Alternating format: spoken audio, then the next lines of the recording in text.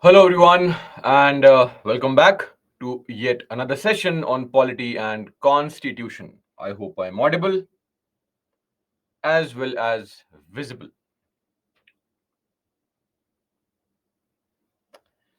Great, audible and visible.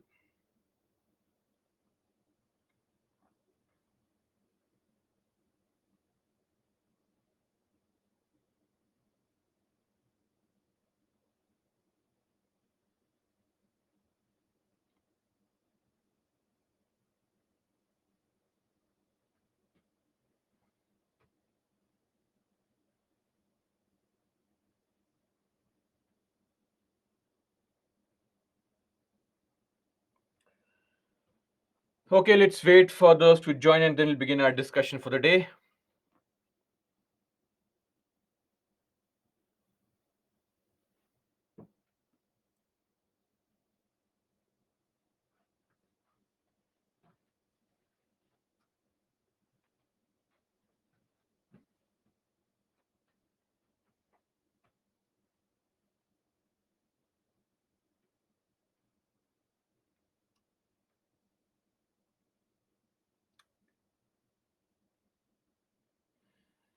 Okay, so let's do a quick recap.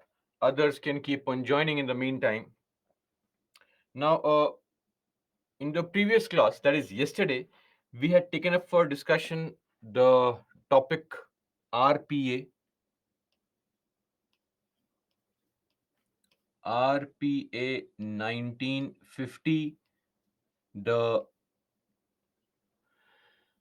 disqualification from voting, also RPA 1951, qualification, disqualification, doubts, disputes, all such things. Then the Model Code of Conduct, then electoral issues like compulsory voting and right to recall. So we covered this ground yesterday, and towards the end, we were supposed to discuss. We were supposed to discuss about electoral bonds, which will continue today. Okay. I hope you are following the monthly magazine. Don't worry, you may not be able to remember content from the magazine, but magazines have to be revised 4 to 5 times. It will happen. It's all about being consistent. 1 hour daily on monthly magazine. If you're preparing for 2025 4, right? Yojana Kurukshetra for the month of May, I suppose, is done now, right? Okay. PPT and annotations being revised on a regular basis should be done. Then PYQs being practiced, both prelims and mains. Okay, that should be it for now. And plus editorials being read on a daily basis. By now, I think it's been around how many days? 16 days now. This is the 17th day. So, plus the Saturday, Sunday in between. So, I believe that, you have already been used to this idea of mugging up current affairs and stuff. So I think it should now be a part of your daily routine, reading editorials, etc. Okay. Anyway, so that's it. Let's now begin the discussion for the day. But we know before we discuss, we'll solve some questions, beginning with the very first question. Easy, simple, straightforward.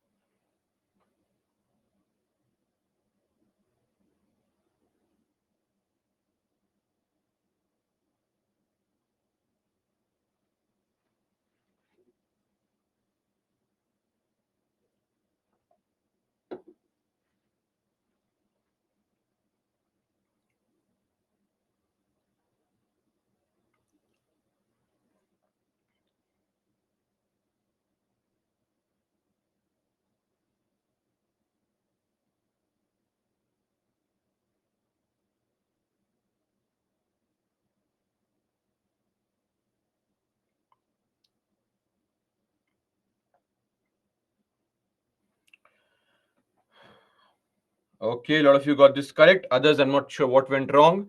Which of the following statements is correct?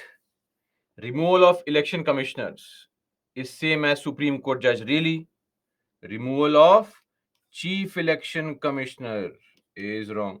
The constitution provides for the retirement age. The constitution does not provide for any retirement age. It is not mentioned in the constitution. The ECI issues notification. No.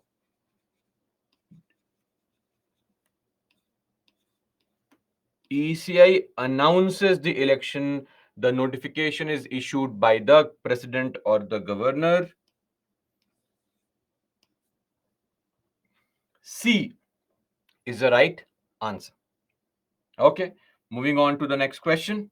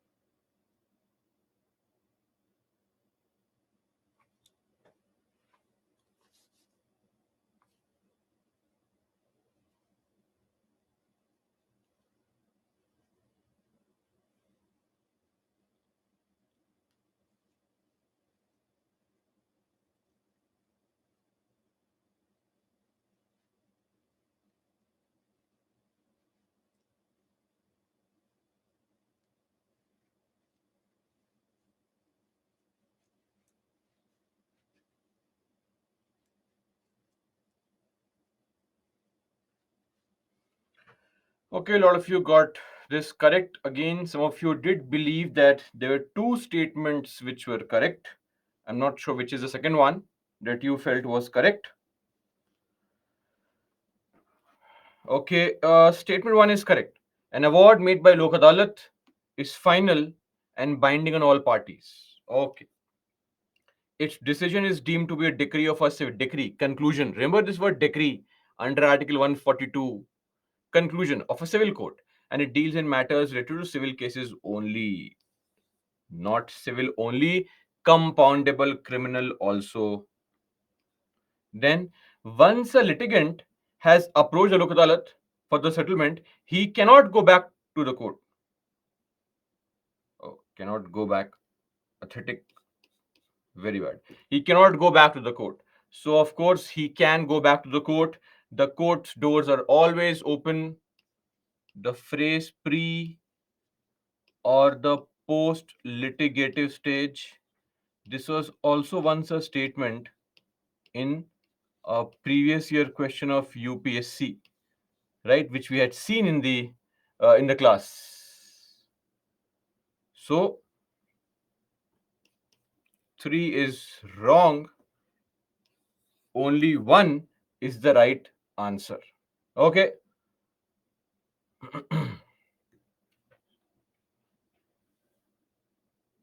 Moving on to the next question.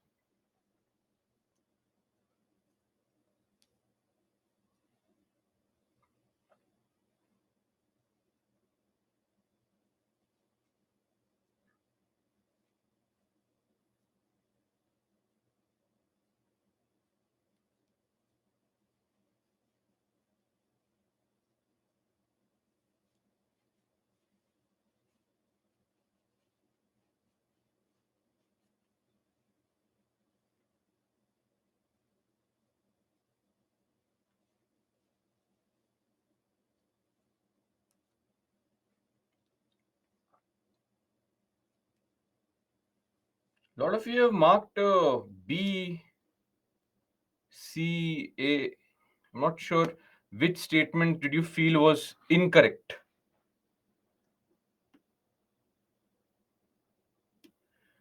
No appointment of a judge of the High Court can be made unless effective consultation with CJI has been done. You have to consult the CJI. It is mandatory, right? Third judge's case. Chief Justice of India should consult a collegium of two senior most judges of the Supreme Court. This is also correct. And the 99th Amendment Act provided for NJAC to make recommendations for the appointment is also correct. Okay. So all three statements here are correct because it is with respect to the appointment of High Court judges. I feel some of you may have made a mistake here, thinking 2 is wrong, but it was for High Court judges. So for High Court judges, it is 2 only and not 4. And for the first statement, if effective consultation has to be done, but not with CJI, but with judges that the president feels. It was, however, in the second judge's case, that it was said that CJI must be consulted, right? So the mandatory consultation with CJI was made a part of second judge's case. In the first judge's case, there was no concept created of collegium. They just said that you should consult a group of judges. What group? That group has to comprise of CJI became a part of second judge's case. So importance of words. And of course, the third statement is correct. NJAC came into picture with the 99th Amendment Act. All three are correct. D, 1, 2, and 3. Okay. Now, moving on to the fourth question.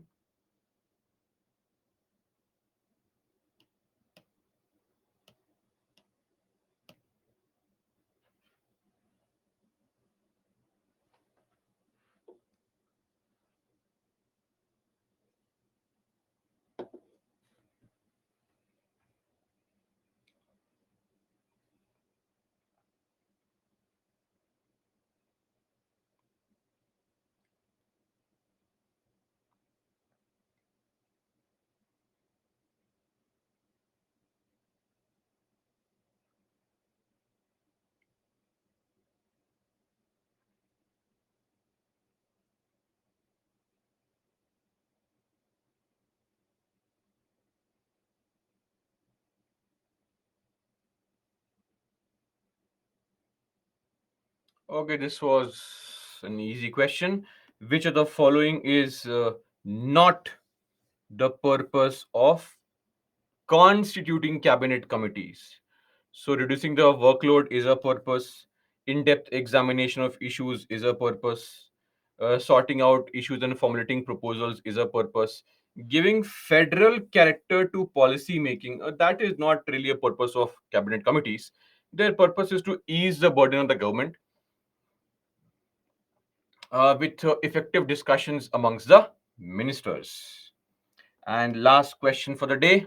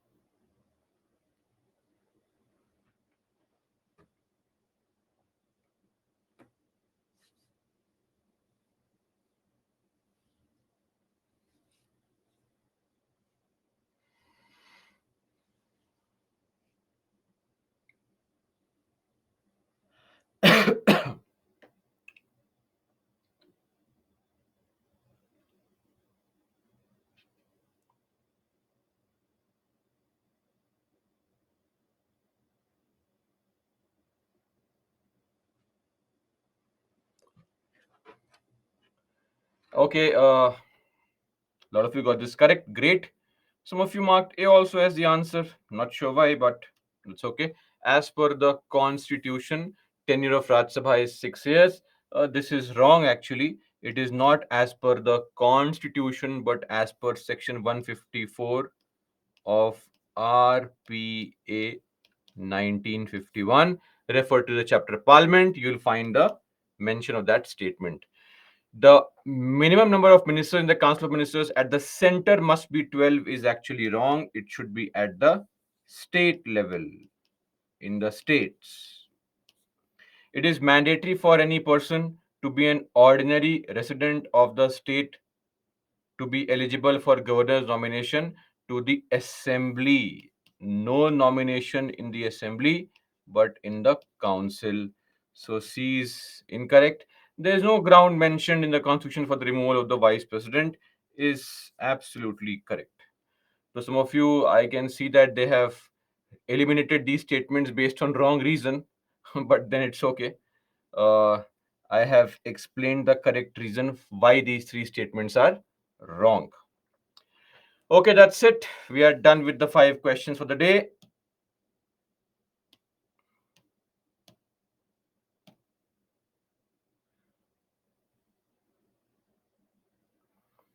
Only 5 people got all 5 correct. Akshaya, Rupal, Shiva Biswas, Pratima, and Ankush.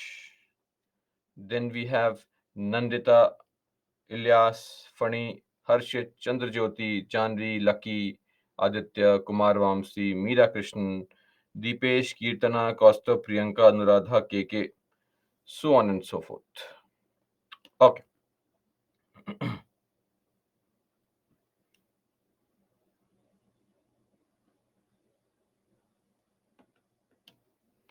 Now, electoral issues.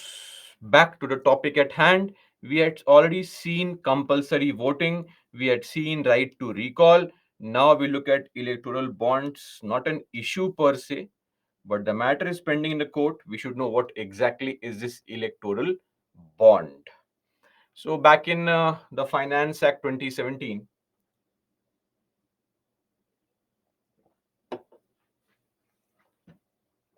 notified on the 2nd of Jan 2018, the government made some changes, or the parliament rather made some changes.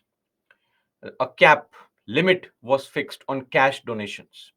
So basically, parties earn money through donations. Parties don't run any business activity. Parties don't perform such tasks of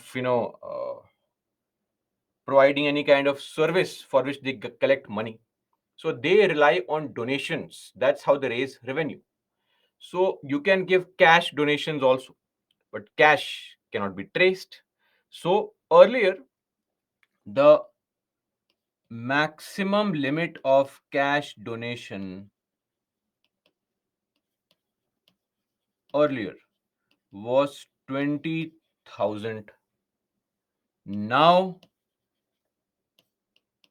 since 2018, it is just 2,000 on cash donations. So parties cannot get more than this much amount in cash per person. Beyond that, if you want to contribute, you love some party, please use any negotiable instrument like use a demand draft, use a check, etc. Okay. Also, one problem was found by the ruling party that if somebody wants to contribute, let's say a businessman, let's assume there is a very rich businessman called Mr. Sudani. Mr. Sudani is a big fan of, say, party B, whatever party B is, we don't know. So, Mr. Sudani wants to give funds to party B. Why? See, it is not wrong to give funds to party B if Mr. Sudani wants business to thrive, and Mr. Sudani has this belief that if Mr. Sudani has this belief that if party B comes to power, their policies and programs are inclined towards helping Mr. Sudani set up business and thrive properly, then of course he would prefer that Mr. Party B comes to power, and so he can fund Party B. Now, what if by mistake Party C comes to power, or even Party A comes to power, right? Party A has aggressive leaders who are always coughing, always raising questions, right? So Party C has dynamic young leaders. Now, if this Party C comes to power, it comes to know that, oh, Mr. Sudani, you were funding Party B and not me for elections. You wanted Party B to win. Now I have won the elections. I will not approve single project of yours. Harassment, right? So the point here is that why should there be no scope for anonymous donations? Name not known of the donor, like a secret admirer, right? Secret love letter being written by somebody. Same thing. Why should Party B know or Party C know to whom Mr. Sudani has showered his love with through funds? This is where electoral bonds come into picture. Anonymous donations. Okay,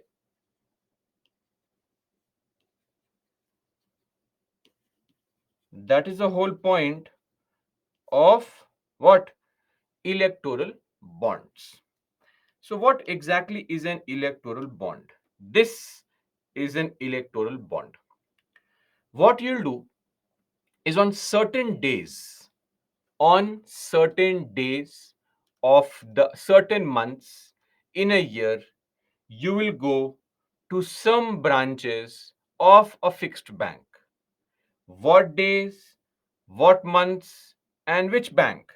So, you can only go to State Bank of India. There are 29 such designated branches. Basically, those 29 designated branches are main branches across the country of SBI in the capital cities. Say, main branch which is there in Shimla, or say Bhopal, or Jaipur, or Gangtok, or Chennai, or Hyderabad, wherever. In these main branches of SBI, you can go. When can you go? You can go on the first 10 days of every quarter. First 10 days of every quarter. Every quarter meaning January, April, July, and October. First 10 days of January, first 10 days of April, first 10 days of July, first 10 days of October. Now, this can be modified by the government. Government can modify it. And there is also a caveat that for every Lok Sabha election year, before the Lok Sabha, 30 extra days where you can purchase bonds. And for the Vidhan Sabha elections, 15 extra days where you can purchase these bonds. Now, you will go to the State Bank of India branch and you have some money. Let us say you have saved around 5,000 rupees after not eating Maggie and drinking uh, smoothies and shakes, etc. You have saved some money and you want to give this money to a party of your choice. You go to SBI. If you have an account in SBI, very good. The money can be deducted from your account directly. If you don't have an account, you please do a KYC, know your customer, meaning give your PAN card, Aadhaar card details, etc.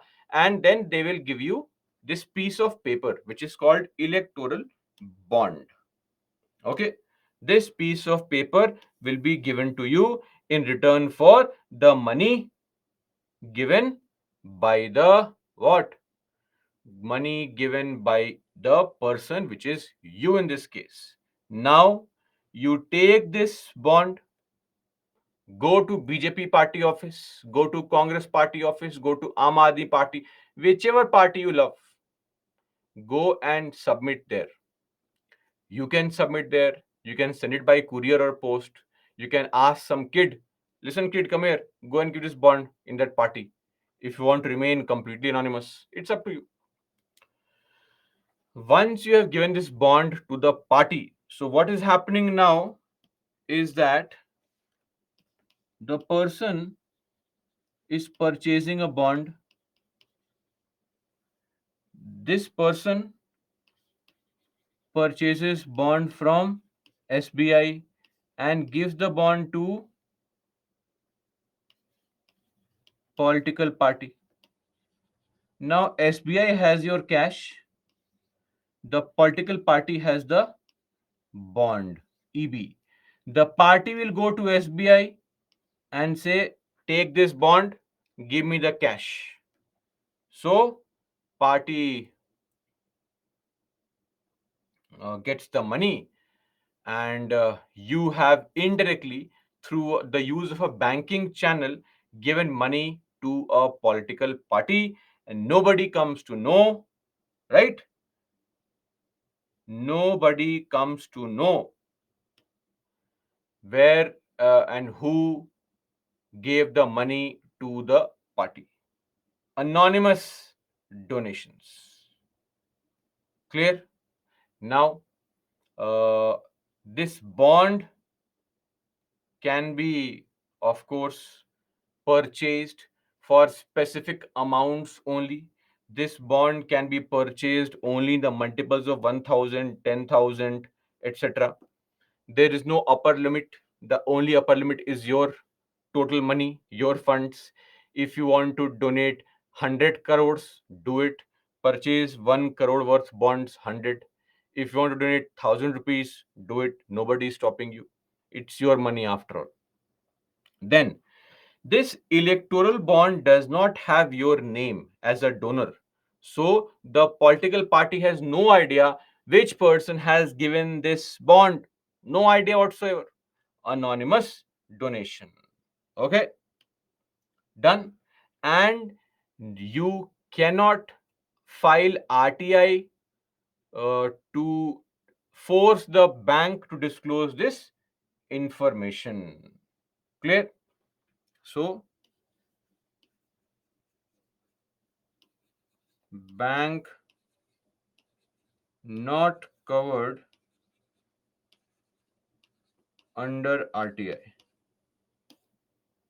for electoral bonds only. So, here, in short, your contribution is not disclosed. Nobody comes to know. Now, this bond is used for funding eligible political parties. Which party is called an eligible political party? They should be registered, of course, and number two, registered with ECI, and number two, these parties will should have obtained at least 1% of the total votes polled in the previous election. Obtained 1% or more of the total votes polled in the last election. So, not every party can claim the bond. Uh, okay, only such parties can claim the bond. Secondly, What if the political party is not able to go to the bank in time because the bonds must be encashed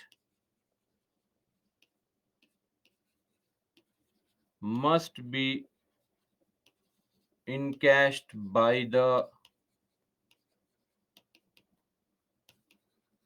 political party in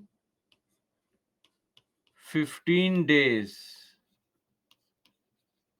from the date of issue. Within 15 days, within 15 days, you have to encash this bond. Okay, this is with respect to electoral bonds. What if you don't encash it? What if the party uh, had some kind of delay, the bond was lost, and the party finds the bond later on?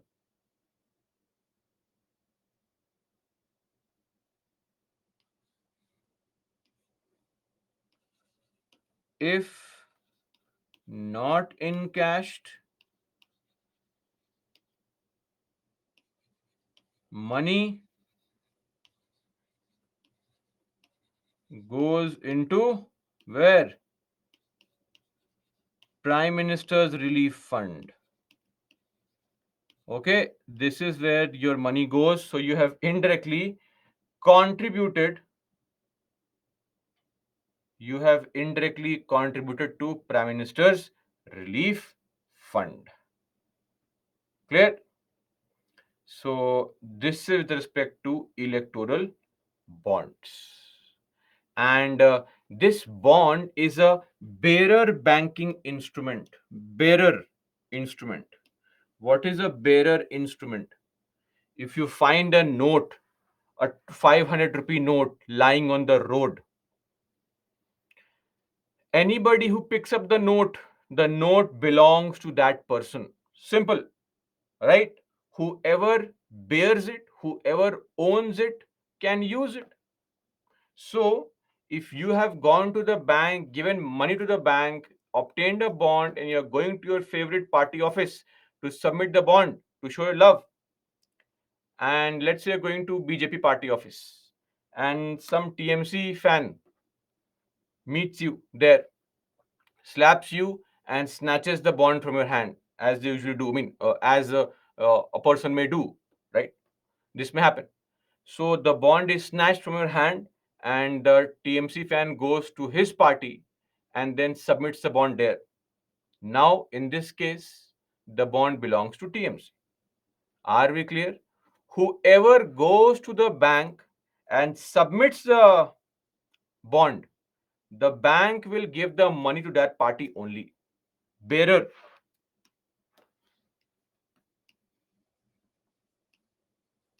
whoever bears, owns,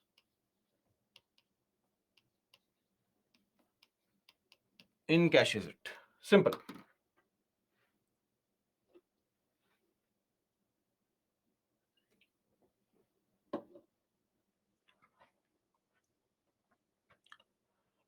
Are we clear on this?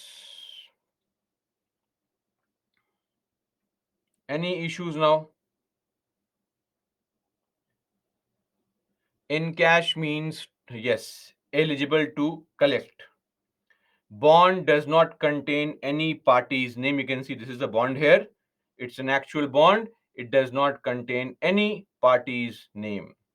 No, the symbol there is correct, Vivek. More than 1%. Okay. What is the benefit of people to invest in bonds? It's out of love. What benefit? Benefit is that if you believe in some party's ideology, then you would want the party to win the election. So you are just helping the party win the election. Clear? So this is with respect to electoral bond. No interest is given to the person, to the party, to the bank on electoral bond. Clear on this? Bond can only be encashed by eligible political parties. Don't ask such questions. Can I go and encash the bond? Read the statement, then ask a question. To be used for funding eligible political parties, and that too not all political parties, only eligible political parties. Okay.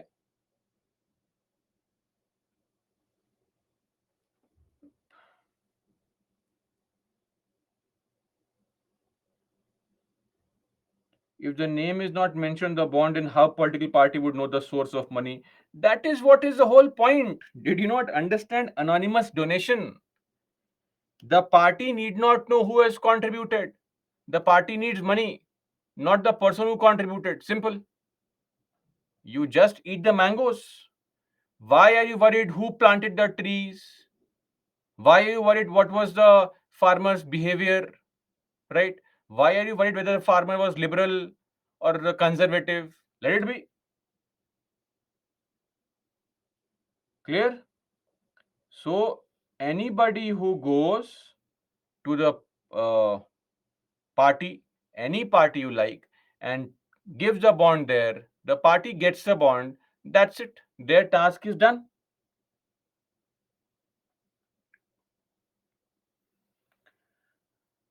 Can't we write which party we want to give? Why would you want to write? You go and give to that party only. What is so difficult in understanding this? I gave you an example here. You go to bank, purchase a bond, take the bond, go to party office and submit the bond there. That's it. Why do I need to write the name of the party, draw a heart symbol there, cross it through an arrow? What is all this? That's the whole point of anonymous donations. Anyway, sweet and innocent questions are always, just make the day. Normal people can donate. Yes, normal people only will donate. Abnormal people will never donate.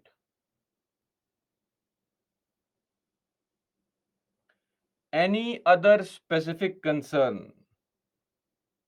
Kishan, where electoral bond is mentioned? Finance Act 2017. It's mentioned in a law, not in the constitution. Sir, there has been a case where 1 crore donation. 1 crore? Okay, okay. Electoral bonds have received so far electoral bonds which are purchased. They were brought since 2018 and they have been received at least till 2022. Around 9,208 crore worth of bonds were sold. You are talking about 1 crore? Businessmen give hundreds of crores to parties. What are you saying? Okay. Anyway, just to point this out, lot of people who are in the opposition were making all these statements that these bonds are just a way of corruption. But government said no, no, no, no. These bonds are just a way to eradicate corruption, right? It will bring in transparency. Who is correct? Let me just clarify on bonds received by some parties. So the data we have for till 2022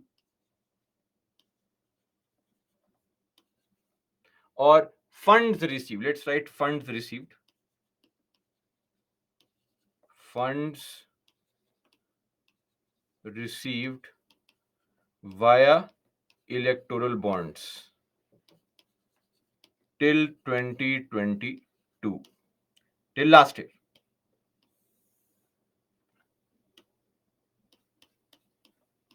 BJP received 5,270 crores. Out of 9,208 crores, 5,270 out of 9,208 crores in total, which would be around 63, 50, roughly 57% of the total bonds purchased by people went to BJP. Second, of course, Congress, 964 crores. Then Mamta Banerjee's party, AITC. It has also received bonds worth 767 crores. And till date, at least till April that we knew of, the data of January, roughly 12,000 crores worth of bond were sold, of which 99.8% bonds were redeemed. Only 0.2% bonds could not be redeemed, and the money was sent to PM's relief fund. Okay. Now, what is the issue? What is the problem with this electoral bond? What's wrong in that? Right? Perfect. Anonymous donations. No problem whatsoever. Firstly, let me just clarify one thing here. The matter of electoral bonds has been challenged in the Supreme Court, and it is pending in the Supreme Court. The case is the ADR case, Association for Democratic Reforms case 2023. The matter is still pending as usual. Okay, what are the issues? Issue number one, since nobody knows the donation where it is coming from, it can be anonymous donations also. So,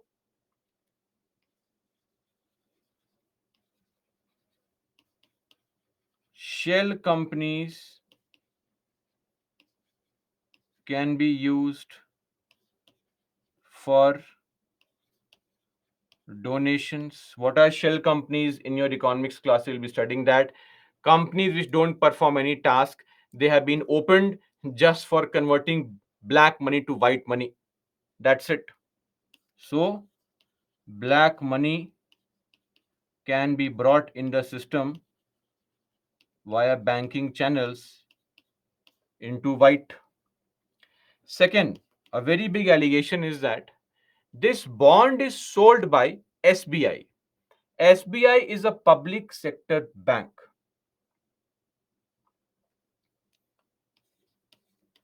Government may get information. Okay? Government may obtain info since SBI is a public sector bank.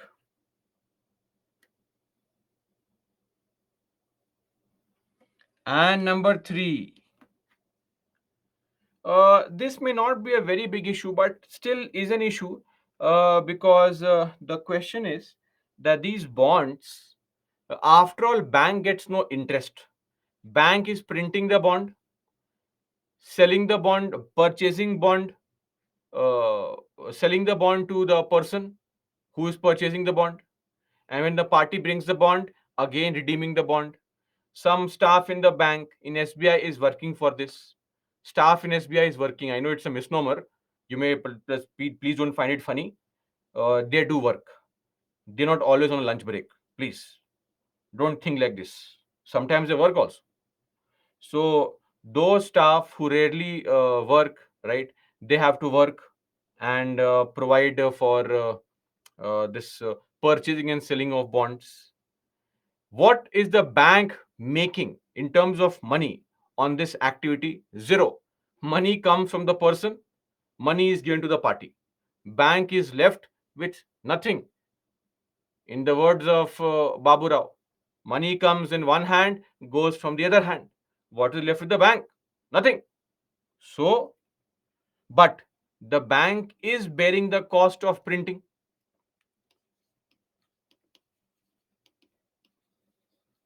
Printing cost is borne by bank.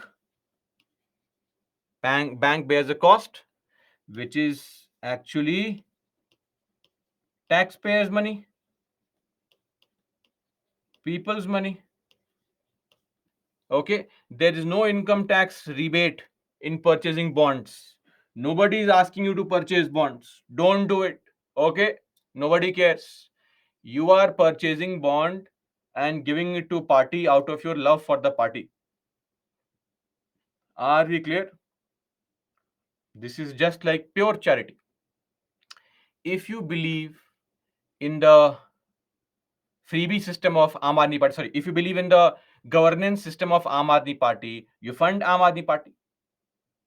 If you believe in divisive politics of BJP, so if you believe in the governance structure of BJP, fund BJP. If you believe in the corruption system, if you believe in the governance system of Congress, you fund Congress. It is your belief after all, right? So don't think who is giving the money. Are people crazy to give money? No, this is how the country functions. People will give money. Okay. Okay, so that is it with respect to electoral bonds. The matter is pending in the court. Clear? So when the judgment comes, we'll see. And let me also clarify one thing. Lot of these companies, uh, they have come together. Companies, MNCs, to form a trust called Prudent Electoral Trust. Companies like Mittal, Bharti Airtel, Jindal Steel, Serum Institute of India, TVS Motors, they have come together and they collectively fund parties. So, in this Prudent Electoral Trust, also, which is a consortium of various companies, 54% funds uh, that BJP received came from this Prudent Electoral Trust only. So, most of the companies prefer funding to BJP because of BJP's pro business policies. No tax exemption. Okay, no tax exemption. If you are purchasing bond and giving to party, it is your donation, your love, etc. Clear? And political parties in the country do not pay income tax under section 13A Income Tax Act 1961. Political parties in the country are exempted from paying income tax. Okay, now Ashwant post this question towards the end. I can see that you have posted the same thing in different words. I'll discuss this topic right now. Focus on this topic at hand. Right? We'll discuss this issue of lack of revisions towards the end of the class. See, this is why you're missing out by constantly focusing on this right now and missing out on this topic. Next, again, you will say yesterday's topic I could not understand. So we'll discuss all this towards the end of the class. Okay. So Simran, topic Hindi explain. This is an English polity class. You please join the Hindi one with the other link. Parties can misreport. Yes, of course they can misreport. So what can we do? We have to rely on the goodwill of the party. This is all about electoral bonds. We are done with the topic electoral bonds and we are done with elections also. As far as elections is concerned, please make sure. I think yesterday also I had said Lakshmi Kant chapters. chapter 42, chapter 71, chapter 72, chapter 73, chapter 74. ADR full form, for those who will find it difficult to Google search for it, is Association for Democratic Reforms. You write ADR case, it will be sufficient. How is this money used if there is restriction on election expenditure? Kirti, innocent question. Restriction is on an individual. Did we study any restriction on political parties? Tell me, is there any restriction on political parties on spending money during elections? No restriction, right? No restriction on parties collectively. You can keep on spending social media ads, TV ads, this ad, that ad. Then, as far as important articles are concerned, please remember Article 326 and 324. And please, important case,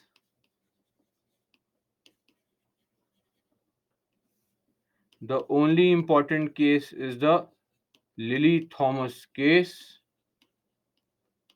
of 2013.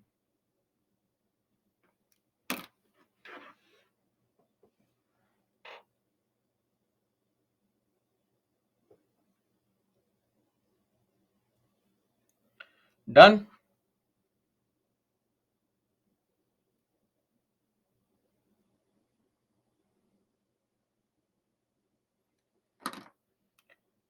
So somebody says that second point, how will the government get to know information if the name is not mentioned on the bond? Very good. Very good question. Right? But the problem here is that you fail to understand why would a party want to know? A party has no interest in knowing who gave them 1000 rupees. Okay? The party has interest in knowing who gave them 30 crore rupees. The Ministry of Finance, from IAS officer from there, will call SBI. This is just an assumption, hypothetical situation. We'll call SBI and say, come on, give me list of all the people who purchase bonds. SBI has information because SBI has connected a proper uh, debit credit transaction in their records. So they have the data. They may share the data. Nobody is saying they do. It is possible. It is an allegation, right? Again, as I said, Ashwant, see, the question came from you, which I have already said right now. No tax exemption. But because your focus was somewhere else, missed out. In the class, focus on the topic at hand. Other issues can wait, right?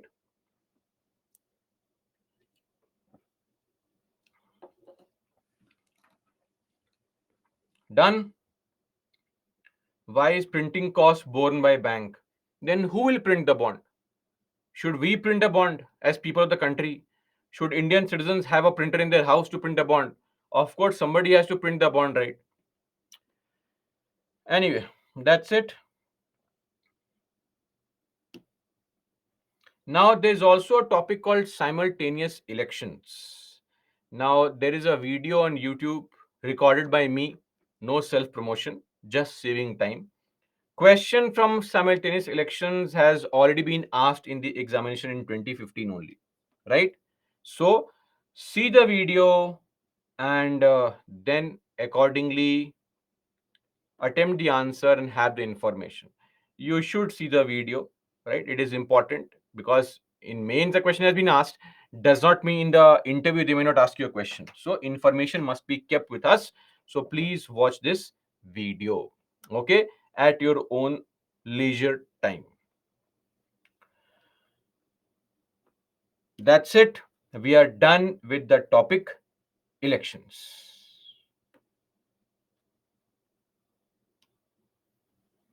This is the link. You can copy it and watch it later on.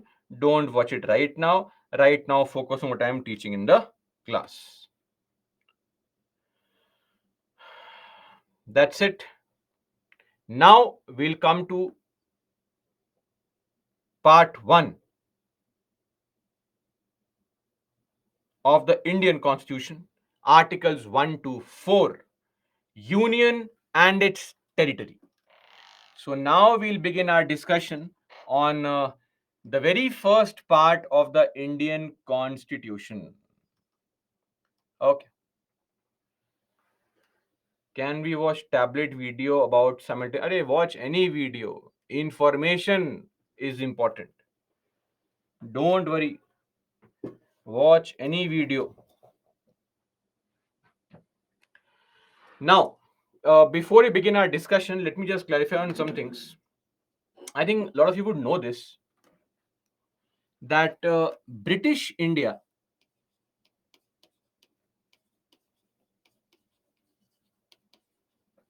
was divided into two different categories. One was the princely states, those areas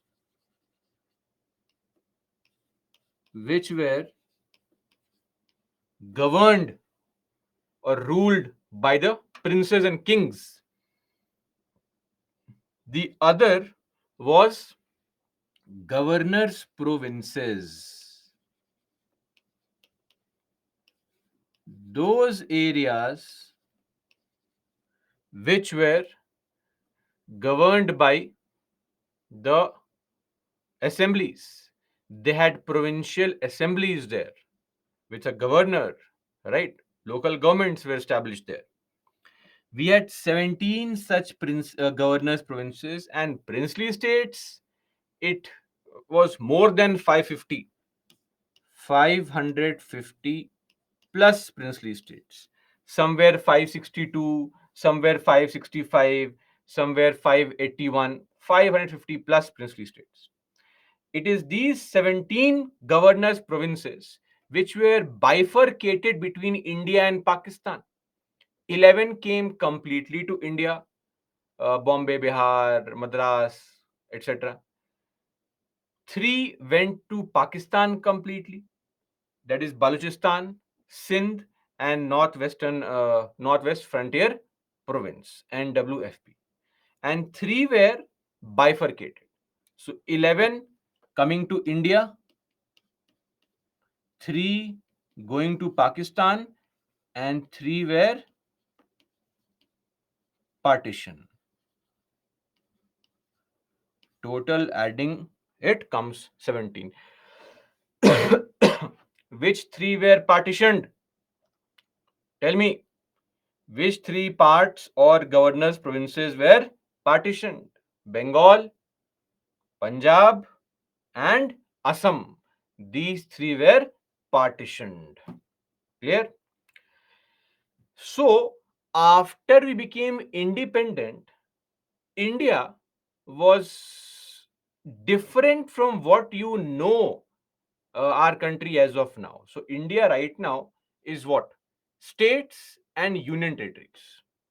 But till 1956, India was slightly differently formed. We'll discuss that later on.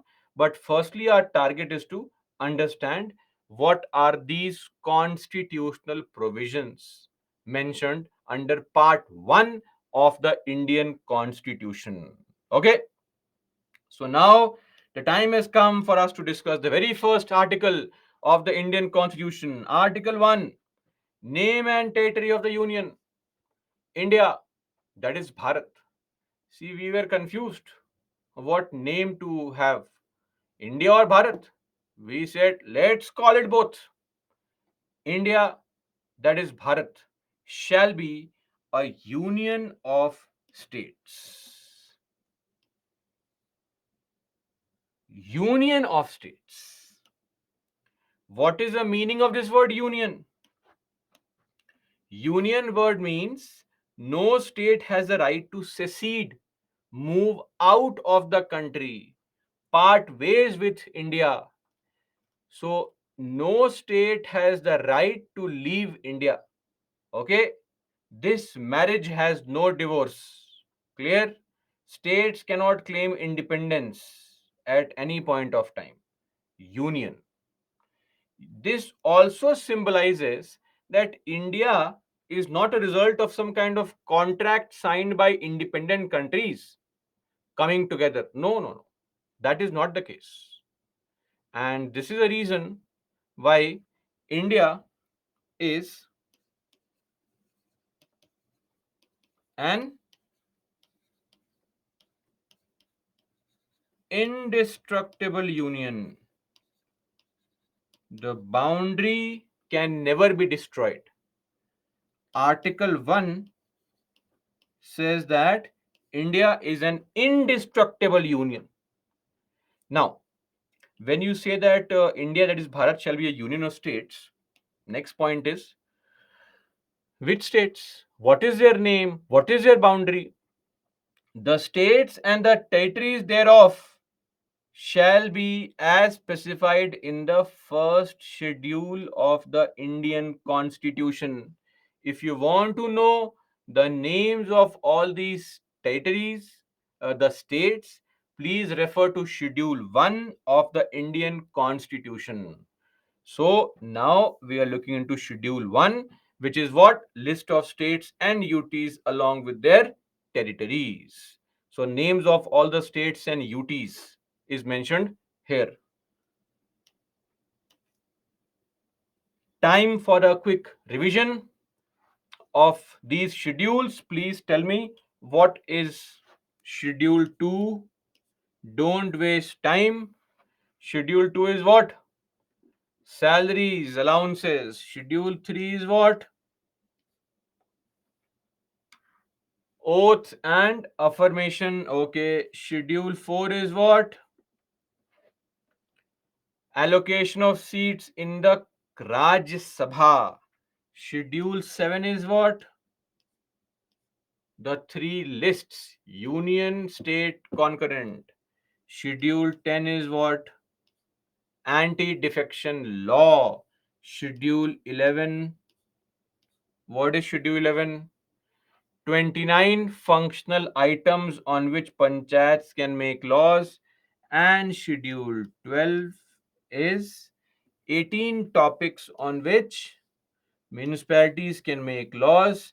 And now Schedule 1, list of states and UTs along with their territories.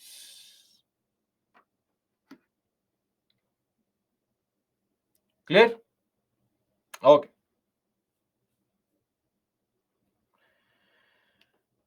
Now, one more thing. The territory of India, territory of India, when you refer to this word union, union of India, you are referring to states only. But when you refer to this word territory of India, you are referring to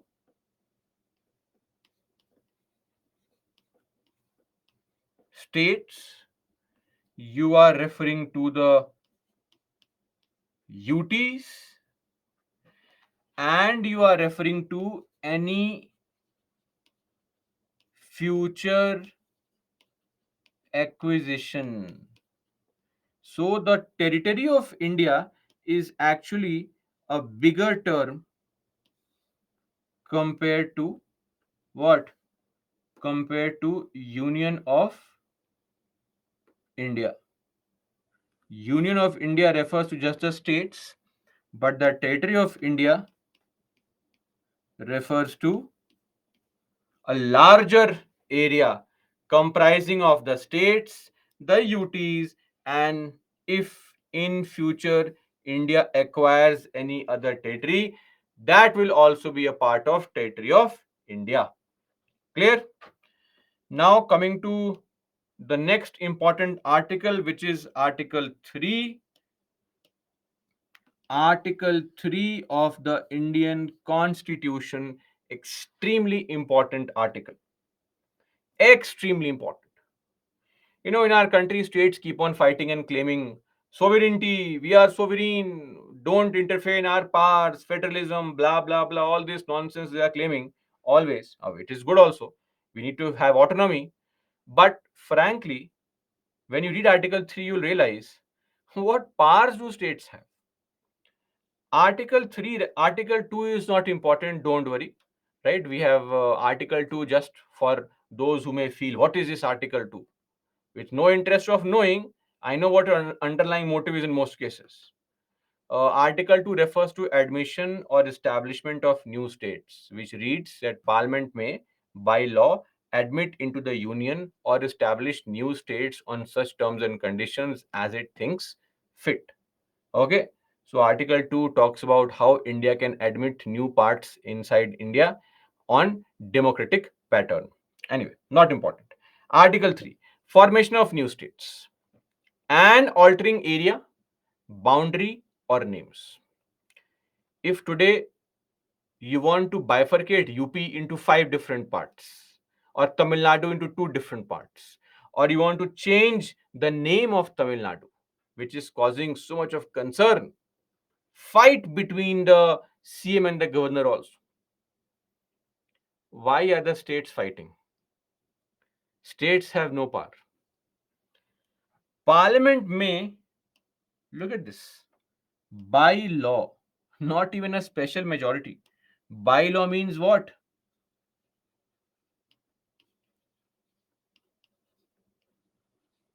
Simple majority. Through a simple majority, Parliament can form a new state by separating a territory from any state, or can increase the area of a state, can diminish the area of a state, can alter the boundaries, can alter the names. Every such thing can be done. And what's the condition? The condition is that such bills, these bills, they have a format: name of state, mention the name, and then write reorganization bill, and then write the year. So, in the case of, say, Andhra Pradesh Reorganization Act of 2014. So, such bills can be introduced only on the prior recommendation of the president, meaning indirectly, such bills can be brought only on the brought only by the minister. Then, when such a bill is brought, let's say you are going to bifurcate West Bengal into 2 parts to create 2 states, North Bengal, South Bengal. Let's say, for example, such a bill will be sent to the respective state assembly. You can send this bill to the state assembly of West Bengal.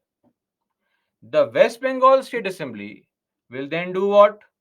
Can give its opinion that center, don't bifurcate West Bengal. You don't know what I can do. Center says, oh, that's your opinion.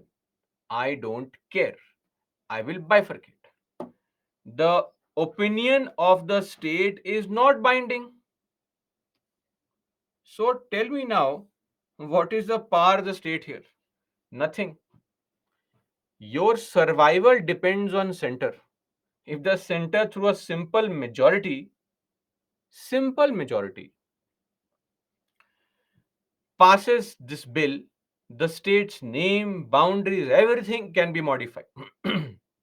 That is why we say that India is an indestructible union, yes, of course, but of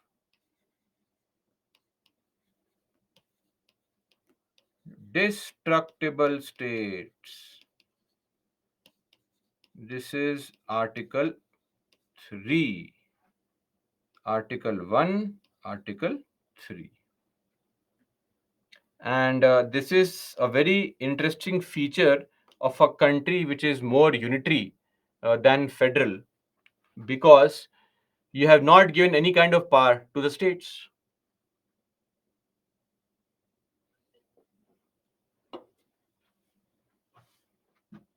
So states have not been given any kind of power here. And if you look at some federal countries, USA, for example, USA is a very good example of a federal country. In USA, you cannot, the US Congress, the US Parliament called Congress, it cannot modify states' boundary without their consent. It is mentioned in the Constitution, Article 4, Section 3, Clause 1. It mentions there. You go to Australia, there also state assembly, the state's parliament, their consent is required. Again, it's a constitutional provision, Section 124 of the Australian Constitution mentions this clearly. So, in other countries which are federal in nature, states' boundaries cannot be modified without the permission of states. But in India, no such permission is required, right? Because India is not a completely federal country. That's it. We are done with Article 3 as well. And let me just clarify one more thing, which is very important. Parliament's power to reorganize the country is exclusive power and is a plenary power, unconditional power. Supreme Court has said this, that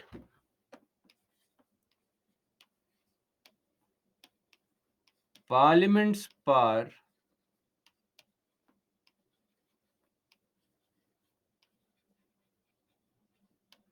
to reorganize is exclusive and plenary. Plenary for all those who will not Google search but will type here is unconditional.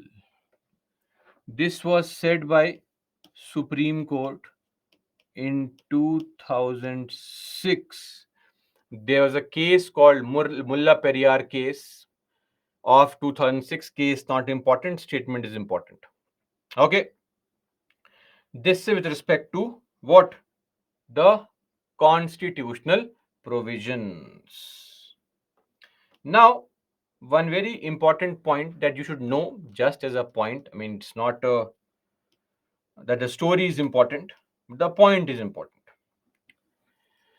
So, back in 19th century and all, in pre-independent India and pre-partition India, so a lot of these provinces in our country had Maharajas, and these Maharajas were, free people. They had nothing to do living in Calcutta and Dhaka and enjoying life with large land holding and some tenants, farmers working there for generations and generations, giving money to the zamindars. So, how will our innocent zamindars pass time? There was no TikTok also where they could make cringe-worthy videos, right? So, how will they pass time? UPSC aspirants can daydream and pass time, but they could not. They're already Maharajas. Now, these Maharajas, what they would do is they loved playing chess. Now, the point is, if you play any such sport, let's say teen patti, poker, etc., how much money do you bet? 2 rupees, 5 rupees. We are poor people. But look at he or she is a Maharaja. They will bet villages only. So one such Maharaja of, say, Kuch Bihar, and Maharaja of Rangpur, they are playing chess. On Monday, Maharaja of Rangpur wins. And Maharaja says, I am I am taking this land. This now belongs to me. Okay. On Tuesday, the Kuch Bihar Maharaja, he goes home, drinks Complan, Horlicks, eats almonds and all, practices and comes back and wins the next day. And he says, I want this part. On Wednesday,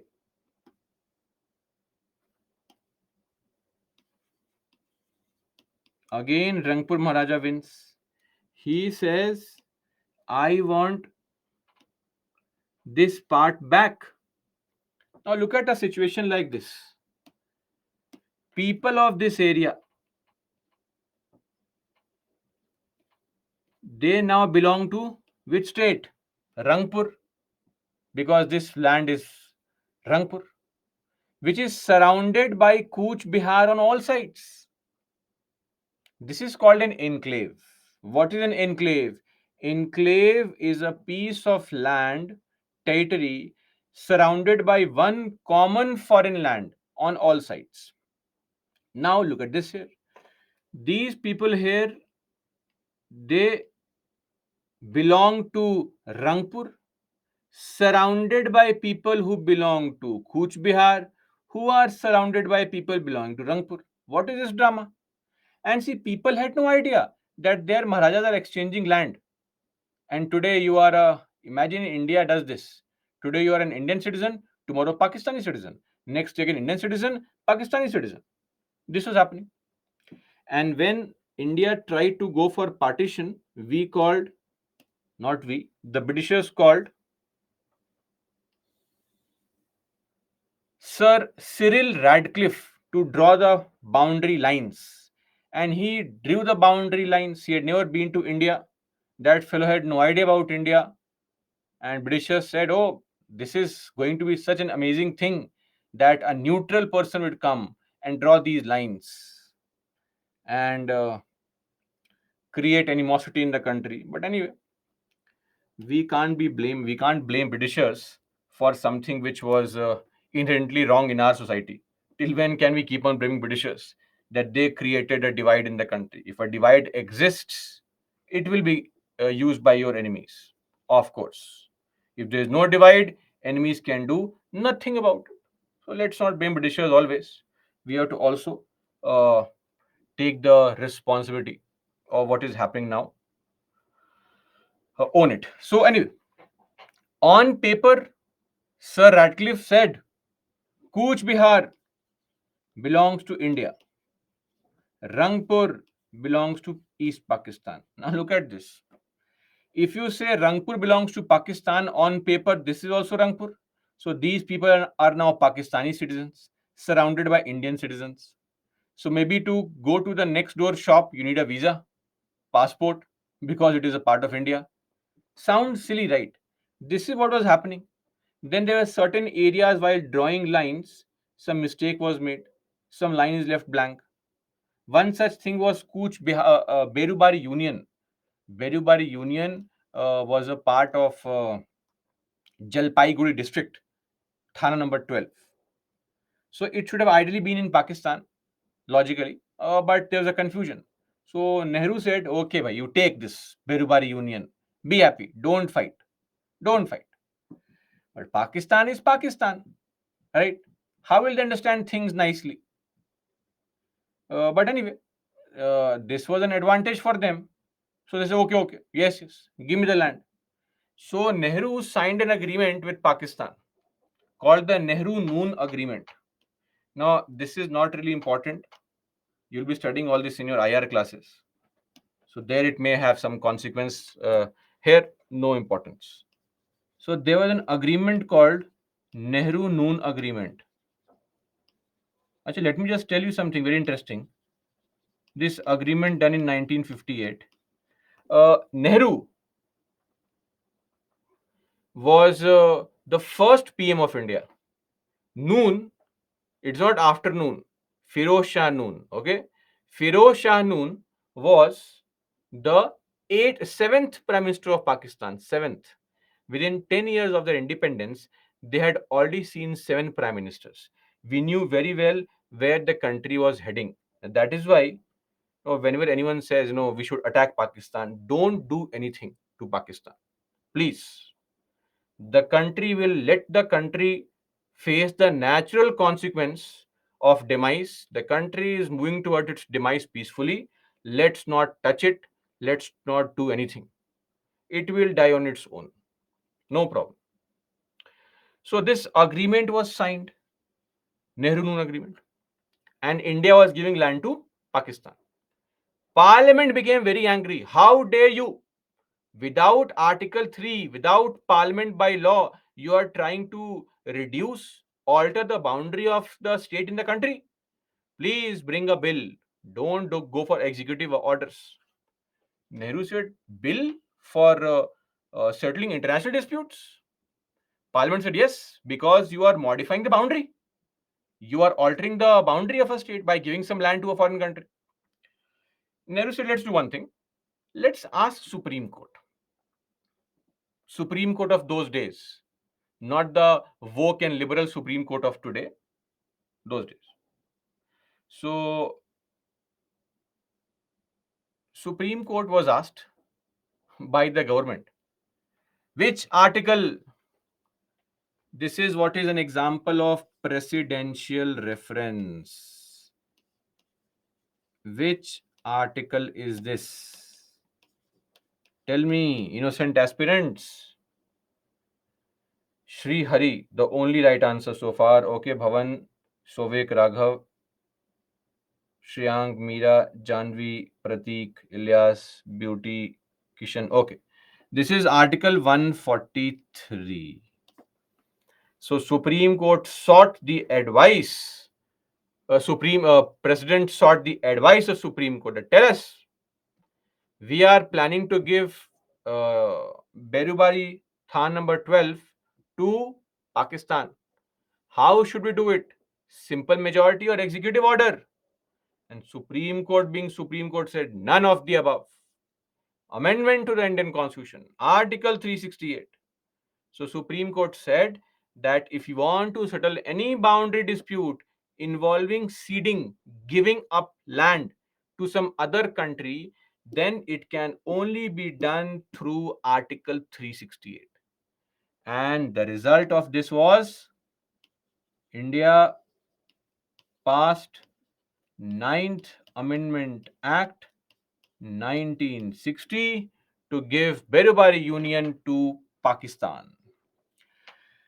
Other examples are the 100th Amendment Act. So back in 2015, this was passed where there was an India-Bangladesh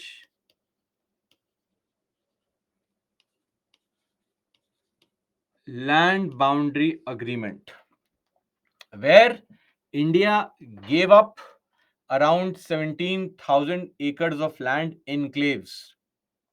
India gave 111 enclaves to Bangladesh because more land was won by Indian Maharajas. So Indian Maharajas are better chess players, maybe. And 51 enclaves were given by Bangladesh to India. So exchange of enclaves or chit mahals, as they were called. Uh, But the same Supreme Court has made one more statement. Supreme Court says that, see, if you are, and please hear me out, it's just a point of fact that you should know. Supreme Court has said that if you are settling any boundary disputes which involves giving up land to some other country, it can only be done through amendment. But Supreme Court also says that, however, If land or ceding of territory, if ceding of territory, meaning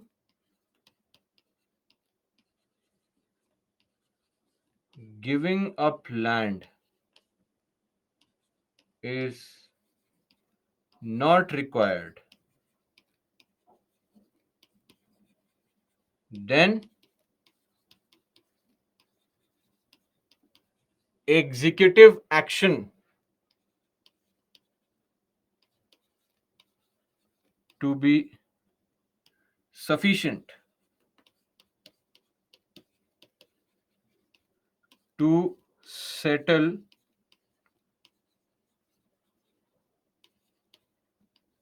boundary disputes.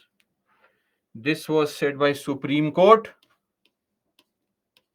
in 1969. This case was the Madan Bhai Ishwar Bhai Patel case. Case not important, statement is important. I hope this point is clear. That's it. We are done with this basic information. So, Parliament can domestically reorganize with a simple majority, but if you have to give up land to a foreign, some other country, then you need Article 368. But if you are settling any kind of boundary dispute without actually giving up land, that is done through an executive action or government's order. Okay, that's it. Done. Now,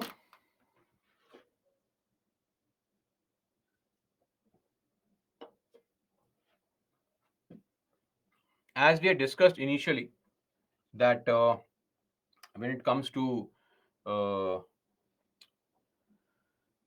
pre 1956 India, the India of 1956 was slightly different.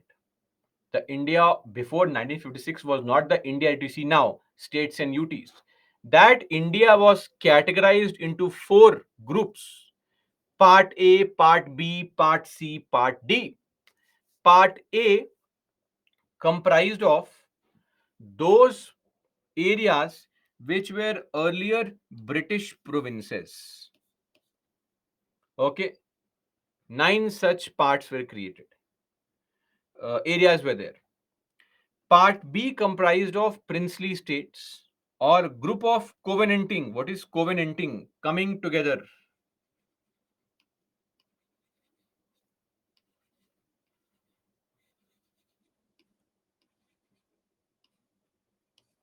Covenanting states. And here the administrator was called Raj Pramukh. Raj Pramukh was used to be the earlier the king, and the government told these princely states, "Come on, join India, and you, king, we'll make you Raj Pramukh. Don't worry." This tag of Raj Pramukh was later on removed in 1956. And these kings, before they were asked to merge with India, they were also promised two things. One was that we'll give you a tag of Raj Pramukh, and number two, we will actually give you privy purse, pension for life. In 1971 or 73, the privy purse was also removed. So now these Rajas call themselves Rajas just for their namesake only.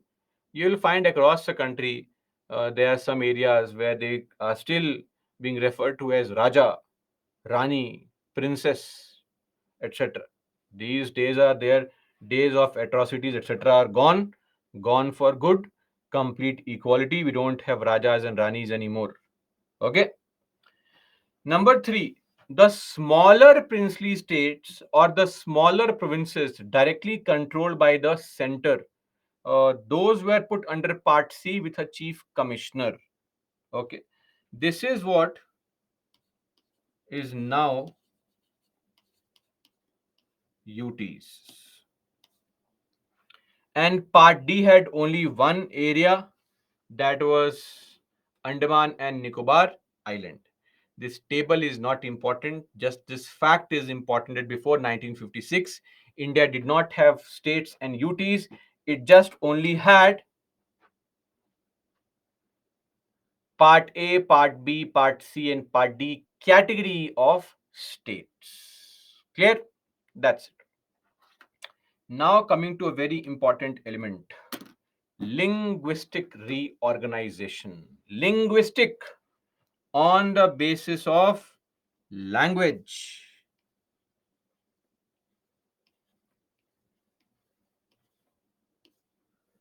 On the basis of language. So, see, India is a linguistically diverse country. And let me clarify, language is culture. For example, I mean, there is nothing common between a somebody in Punjab and somebody in Bengal. Nothing common. In fact, there was nothing common between East Pakistan and West Pakistan, except the fact that they both followed the same religion of Islam. Language is culture. Look at the practices of a Bengali Brahmin and a Tamil Brahmin. Completely different. Language is culture. Very, very important element. So, back in those 1920s and all, Congress had realized one thing, that if you want to spread any kind of propaganda against the Britishers and arrive at a situation where we can ensure or get independence, then we need people support to inform people. Their vernacular language has to be used. So, what the government did, or back in the Congress did, was it set up its offices across the country on the basis of local language. The Pradesh committees of Congress were set up on linguistic lines. In fact, Congress had also promised that once we come to power, we'll reorganize the country. Internal reorganization will take place and we'll create provinces or states on the basis of language. Right? Uh, but when we got independence, Nehru also saw the horrors of partition, what exactly happened in partition, and he was pretty upset. So he had a change of heart, saying, no, no, no. What is this new language based states? Right now, no bifurcation of anything. Our country wants unity right now. We cannot create further internal divide.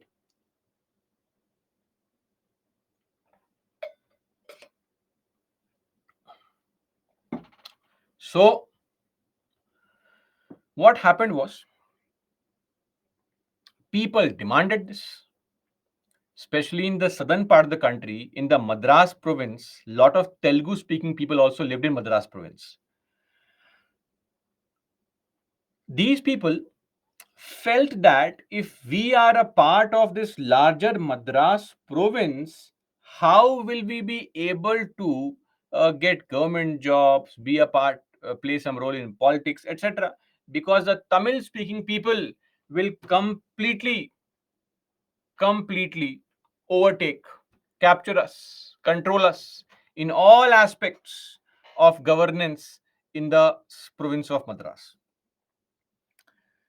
So, a commission was set up, Linguistic Provinces Commission, Dhar Commission. S.K. Dhar, J.N. Lal, and Panna Lal were the members. This Dhar Commission was formed in June 1948. It took around slightly more than 6 months to submit the reports. And when the recommendation came from Dhar Commission, people were highly dissatisfied because people were waiting for recommendation that we can now start creating states on the basis of language. But the Dhar Commission said, no, no, no, no. We cannot create states on the basis of language spoken by people, but on the basis of administrative convenience. If an area is easy to administer, that is what is a state, not based on language and all. Sorry, the demand rejected outrightly. There was so much of human cry raised, protests, that Nehru and Patel, they themselves had to become a part of a committee. Immediately, a second LPC was set up. This LPC was popularly called the JVP committee. JV and Pattabhi Tarmaiya, JVP committee. Now, see, this committee was a big joke.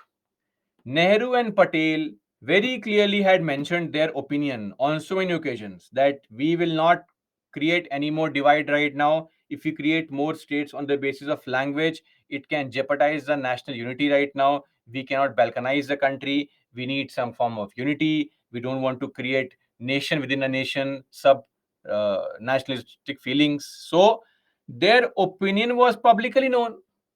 They being a member of any committee made no sense because their opinion was fixed. And rightfully, when the committee was formed, after just 7 to 8 days of this committee's report, look at this. The committee fully agreed with Dhar Commission's recommendation and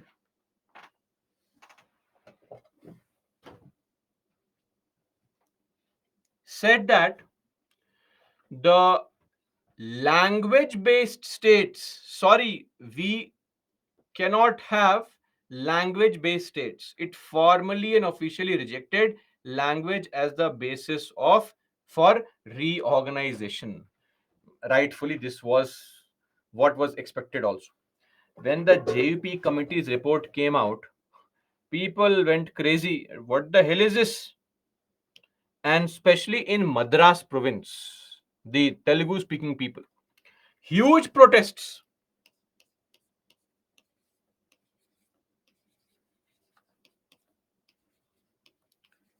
Protests in Madras province, right? By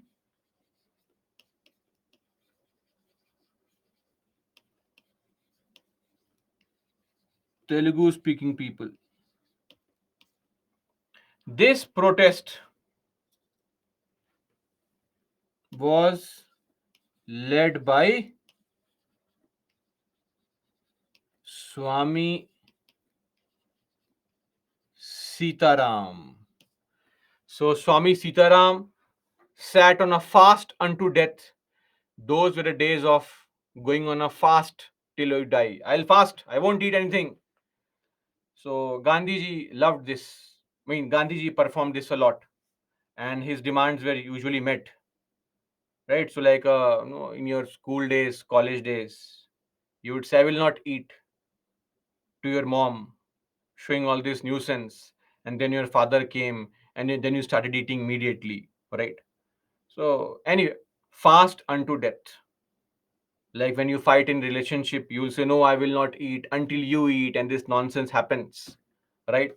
I think there's a very famous phrase of the babu eating food and not eating food, right? So anyway, let's not get into that. No personal attacks on any person. It's okay.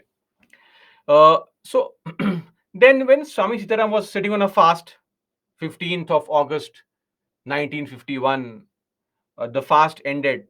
Vinoba Bhave was called. Please convince him. Vinoba Bhave came, convinced Swami Sitaram that, sir, India has just become independent. You are doing all this fasting and all. Right? It is creating a problem for us right now. We cannot have more states right now. Please have patience. We'll look into this later on. And he was weaned off the entire protest only. Anyway, these protests kept on happening at smaller scales only. Finally, this case came to light.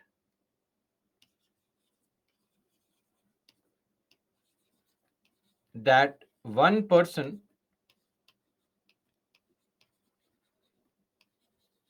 Poti Sriramulu, he passed away on the 15th of December 1952.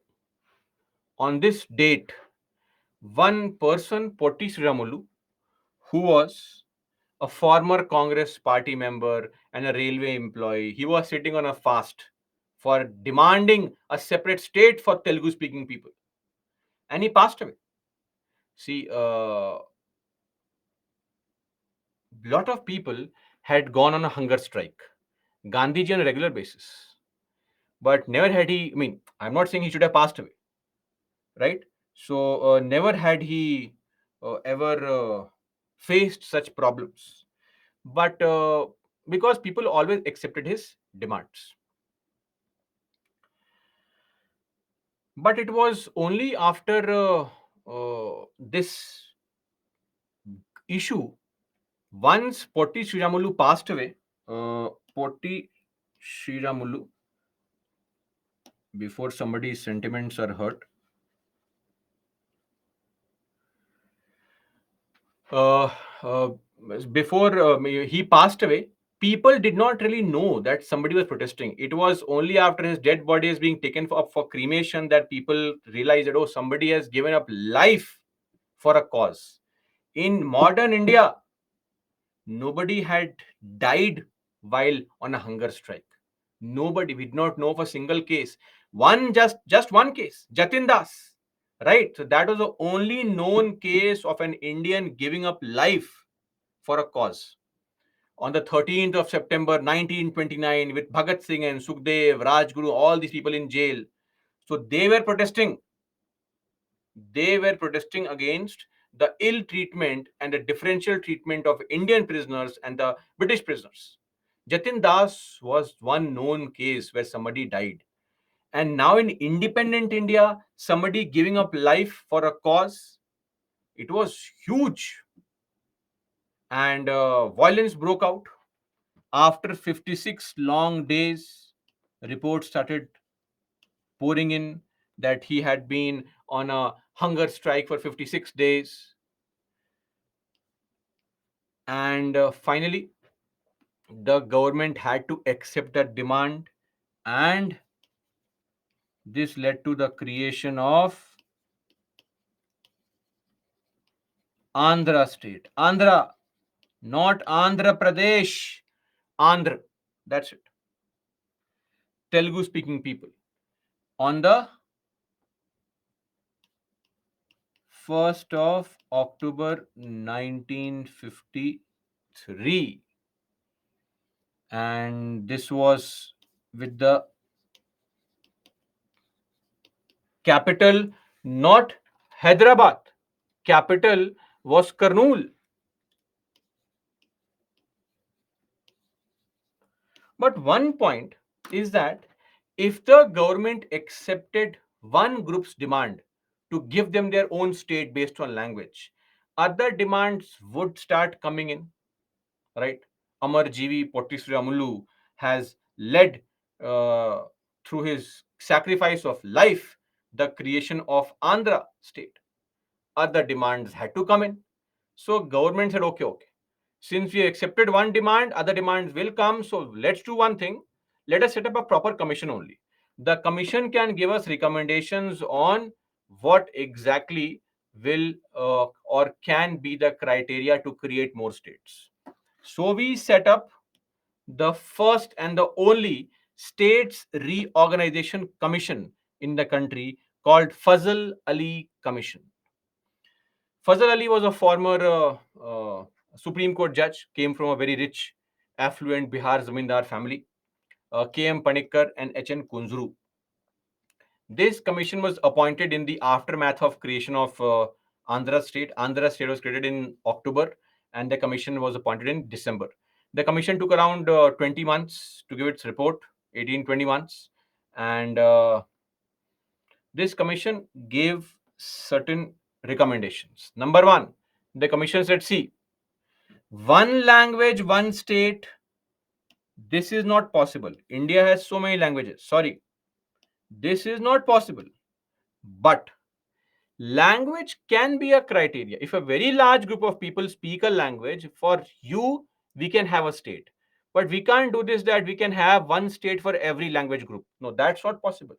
But yes, language was accepted as a criteria, but also exercise caution that do not create states on the basis of language only, because it may give rise to a feeling of subnationalism, nation inside a nation, right?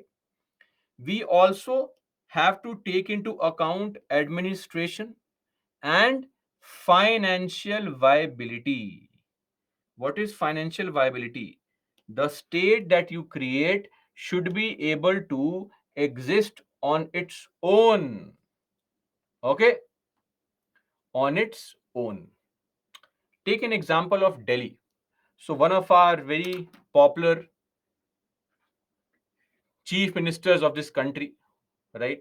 Uh, the freebie scheme champion, Mr. Kejriwal, he constantly claims, come on, Delhi, Delhi should be made a state. Apart from the misplaced logic, after all, Mr. Kejriwal has cleared UPSC examination, right?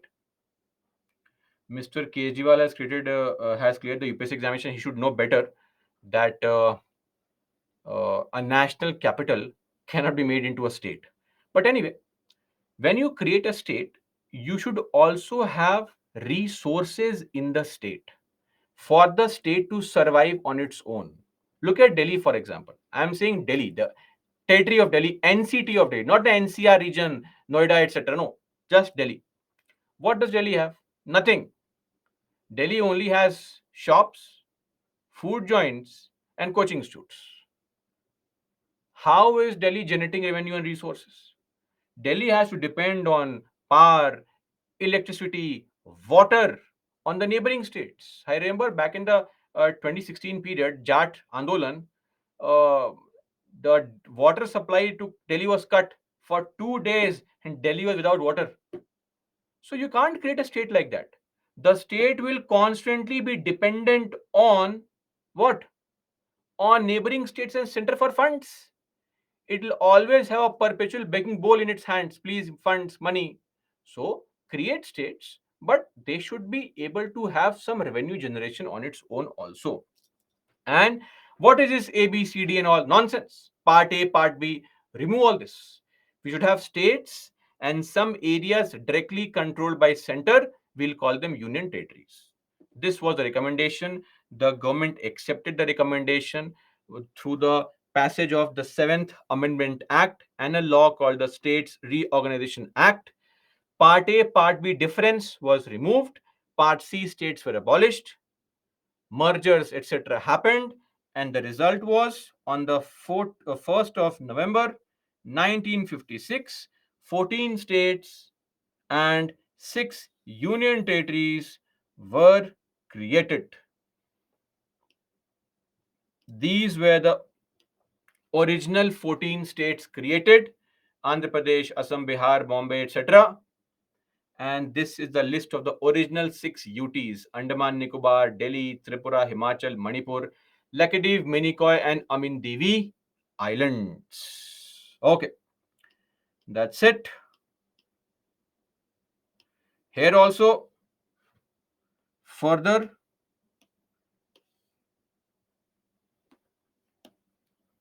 on the 1st of November 1956, some other parts of the Hyderabad region were merged, and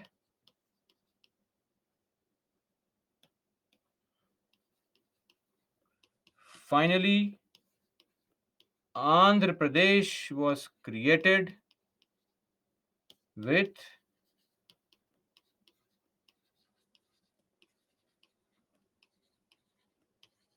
Hyderabad as the capital, which was again then bifurcated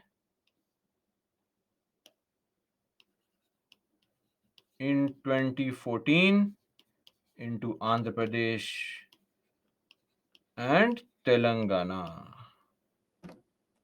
Clear? This is the history of our reorganization, of how we have come from part A, B, C, D to the current situation of how many states do we have right now? Currently, tell me. No idea. How many states?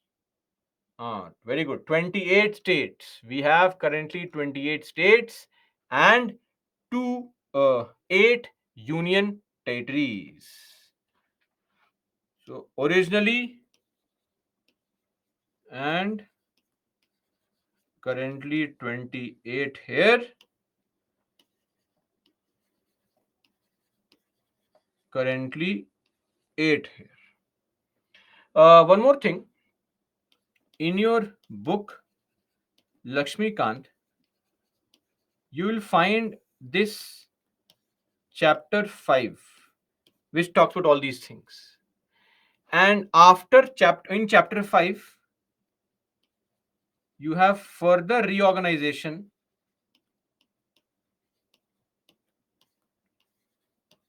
5.6 onwards. You may skip that. Basic things like, Punjab was bifurcated into Punjab and Haryana, or Bihar was bifurcated into Bihar and Jharkhand. So all this information is not required for the prelims or main examination. It has never been asked in the examination. Maybe in the interview, if you, let's say you belong to Chhattisgarh, then you should know that in the year 2000, Chhattisgarh was carved out of Madhya Pradesh. Or you belong to Haryana, then 1966, Haryana was carved out of Punjab. So if you belong to such an area, then you should know that how your state was created. Otherwise, general collection of information not really required. You can safely ignore this as well. Okay, that's it as far as important articles are concerned. Article 1 is important, Article 3 is important. We have also seen one schedule, Schedule 1, and any important case. Yes, the Berubari Union.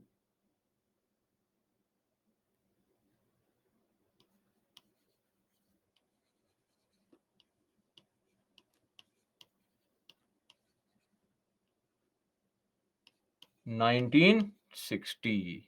Okay, that's it. We are done with this. A small point and topic remains. We'll take a break. After break, we'll discuss small state versus big state. What is the advantage of having a state smaller in size? What is the advantage of having a state larger in size? Okay, let's take a break. Be back at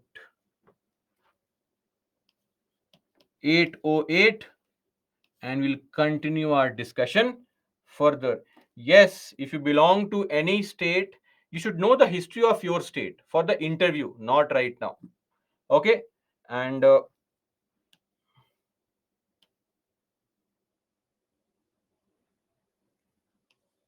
break till 8:08.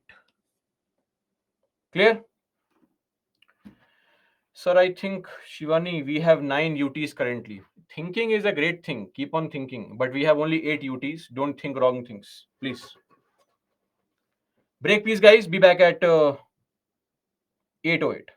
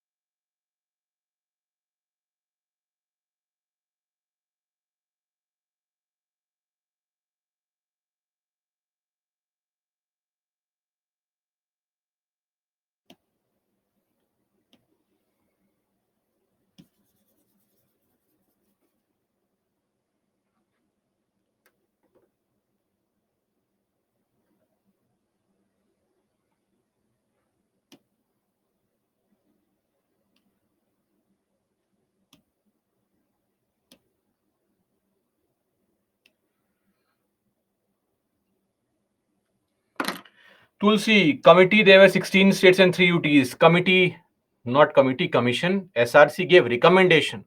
So it gave recommendation to have 16 states and 3 UTs. The government said no, we'll have 14 states and 6 UTs. There is no problem. Yes, Divya, that is correct.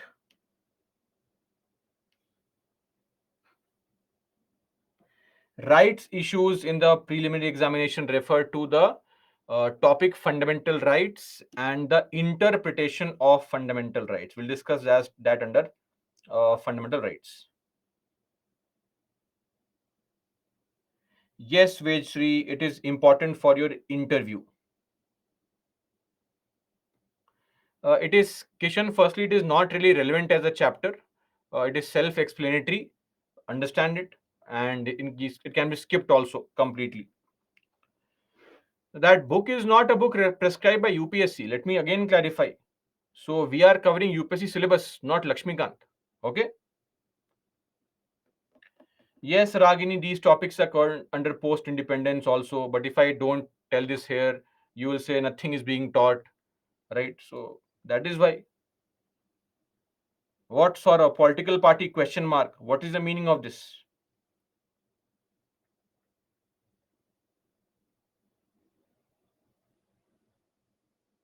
That day in weekly test question on committee recommendation on self government came. Wait, see, that's okay. In the prelims examination, it will not come. Don't worry. Now coming to small state versus big state. Should we have states smaller in size? Should we have states bigger in size? How to create states? What should be the logic? In the Constituent Assembly, Ambedkar, when he told people there that, see, we have this plan that India uh, should have a strong center, and we should give the power to create states and change and modify the names and all to the center. People said, okay, Ambedkar Saab, please tell us, Dr. Ambedkar, what is your suggestion in future? How should we create states? So Ambedkar gave a suggestion that in future states can be created on the basis of population. The moment any state's population crosses 2 crores, that state can be bifurcated. Ambedkar had no idea about the skill and talent of our people. About the future situation. He said, create more states based on population. Little did he know that we'll be a country of 140 plus crore people, and especially some states. So, if we follow Ambedkar, we'll have hundreds of states. That can't be the case, right? That simply cannot be the case. So, firstly, what is the advantage of having smaller states? Advantage. Arguments in favor of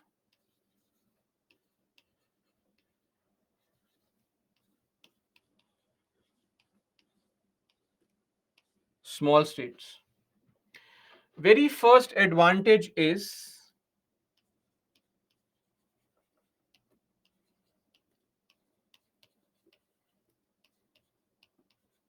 administrative convenience, ease of administration. Smaller states are easier to govern than homogeneity.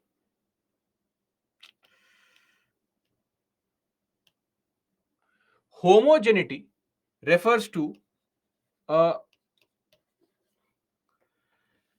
common population, people who are homogeneous in their way of life, maybe on language, maybe with respect to, you know, their culture, their way of life, their aspirations, expectations, etc.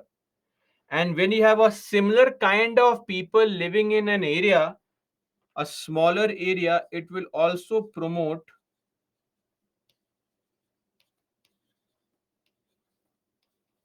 development. Then a smaller group, right? People can participate more in the governance. So, increase in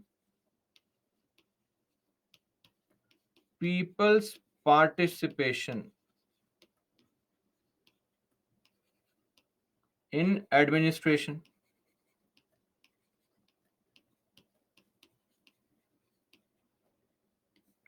Then there are a lot of examples also of smaller states performing very well. States like Goa, states like Uttarakhand and Jharkhand, after reorganization,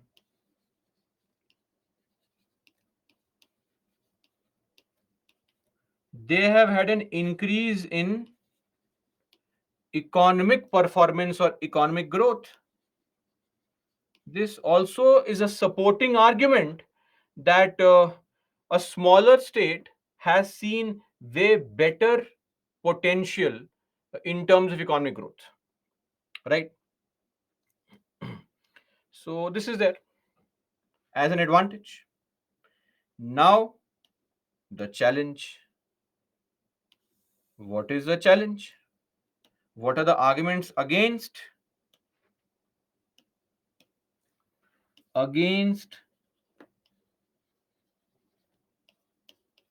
smaller states?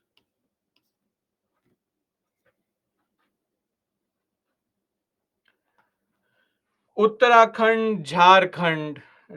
If I have to explain this also, then what is the point of UPSC examination and all? See, arguments against. One very important argument against is, firstly, we have to define definition of small. What is exactly small? I mean, small in terms of area, maybe, small in terms of population, small in terms of density of population, small in terms of economic growth, economic indicators, small in terms of human development indicators, etc. What is small? That has to be categorically defined. Second, if you create multiple small states, the management becomes complicated.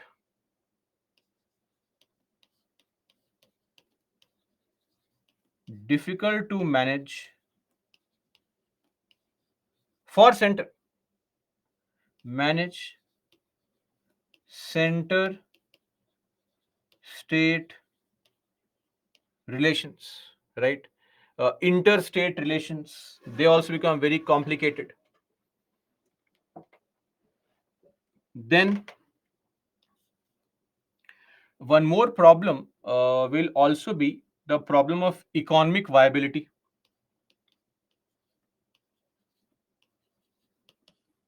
Smaller states, limited resources, we may not be able to ensure availability of natural resources in all the states.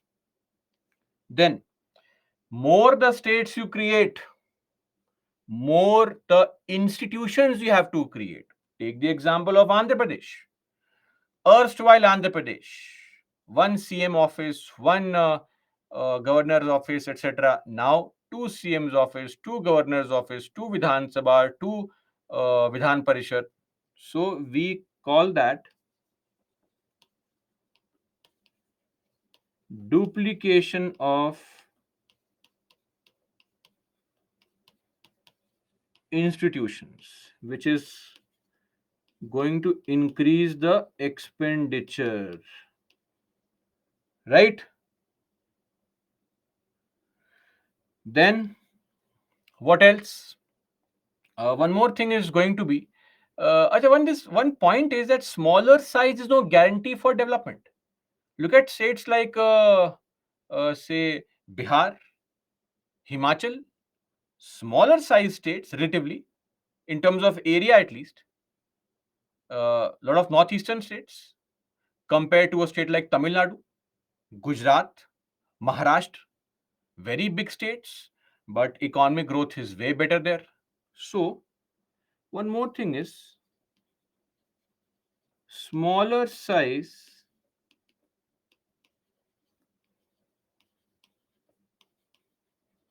is no guarantee for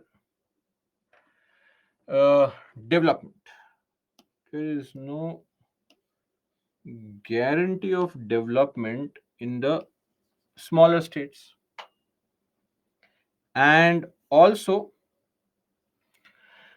uh, a small sized state, because it has lesser resources, uh, dependence on center increases, especially in times of crisis. Increase in dependence on center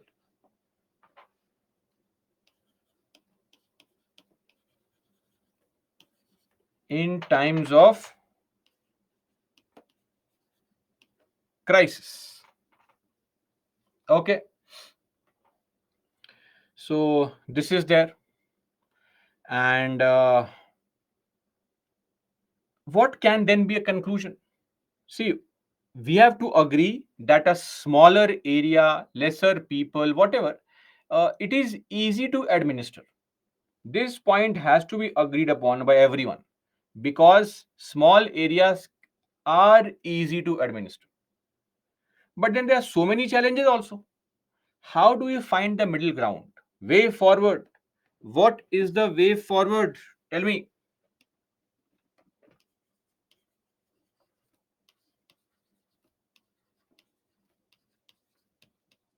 Way forward would be, if smaller areas are easy to administer, there is already existence of smaller administrative units. Don't they exist? Smaller administrative units exist already. They are called local self governance. Yes or no? Local self governance. You just have to empower them. How? Devolve three F's. That's it. No need to create more states. I mean, if you agree on this point that yes, a smaller area is easy to administer, we already have those small administrative units in the form of panchayats and municipalities. What is required is to empower them. And you will see that the demand for statehood also comes down, because people are now satisfied.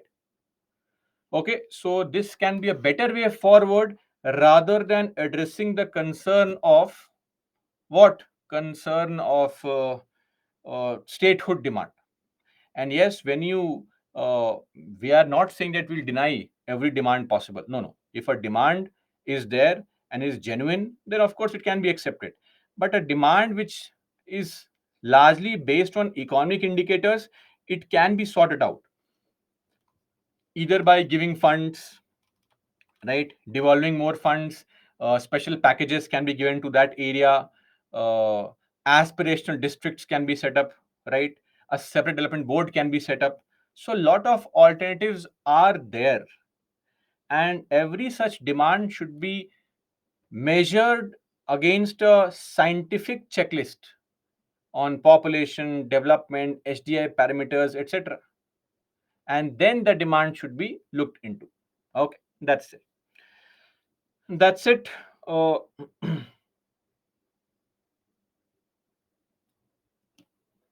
This is an illustrative, not an exhaustive list, just an illustrative list of the demands made in our country for a separate state across the country. All these demands yet to be accepted, of course, because of lot of challenges, money being required when you create new states. That's it. We are done with what? We are done with the part 1 of the Indian Constitution. Now, moving on to part 2, citizenship. Articles 5 to 11, a relatively unimportant topic, especially with respect to uh, our main examination. I mean, no question has and no question will be asked from this. Maybe a question will be asked in future from the topic CAA if the court case comes through. Unimportant topic, right? This is just factual topic with some facts. Before we discuss citizenship, the provisions. Yes, for prelims, couple of times we have seen questions being asked. I mean, in the last 10, 12 years, three times questions have been asked from this topic, right? One directly from this topic, other two occasions almost directly, indirectly, but yes. But for mains and all, this is a very unimportant kind of topic. Even for prelims, it's a very low priority topic. So out of 15, 20 questions every year in the last 10 years, if on three occasions a question has been asked from one topic, so this means that it's a very low priority topic. Okay.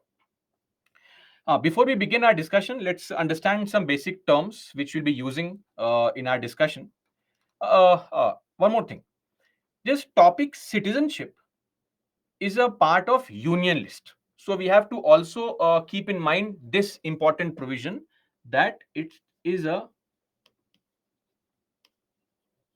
union list subject. The entry number is 17. Okay, so states have no control over this. Only center has the control over this particular topic. One more thing, in India, in India, what we follow is a single citizenship, one citizenship and one domicile. That's what we say. India has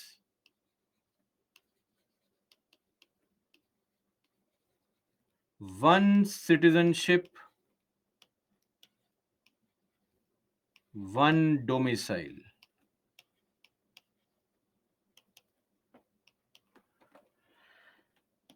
So this is there with respect to the country. Domicile meaning resident. So we are all citizens of India and we are all residents of India only.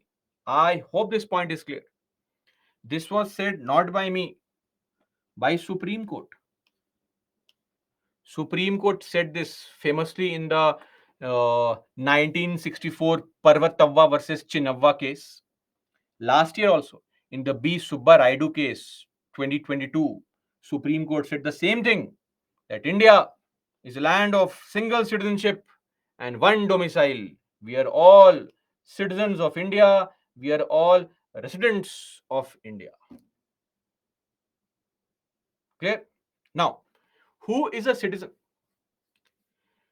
See, all the people in this country are organized into two groups, two categories, citizens and aliens.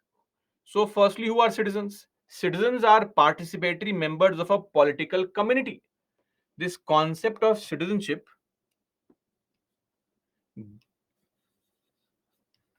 confers on its members some legal rights. It signifies that you are a member of a political group. So, we enjoy some participatory rights because we are the citizens. And also, we need to perform duties.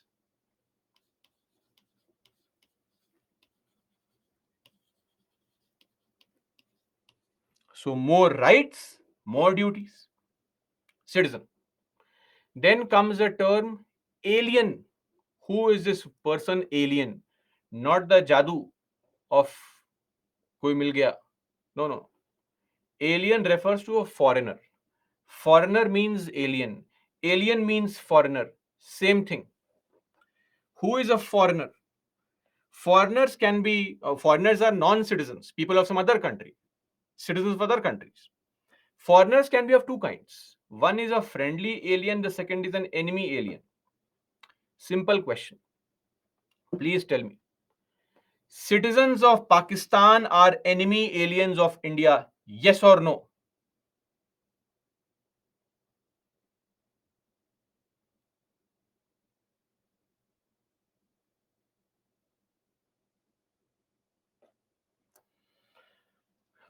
So for all those who are saying yes, extremely sorry. As of now, citizens of Pakistan are not enemy aliens because enemy alien has a specific definition.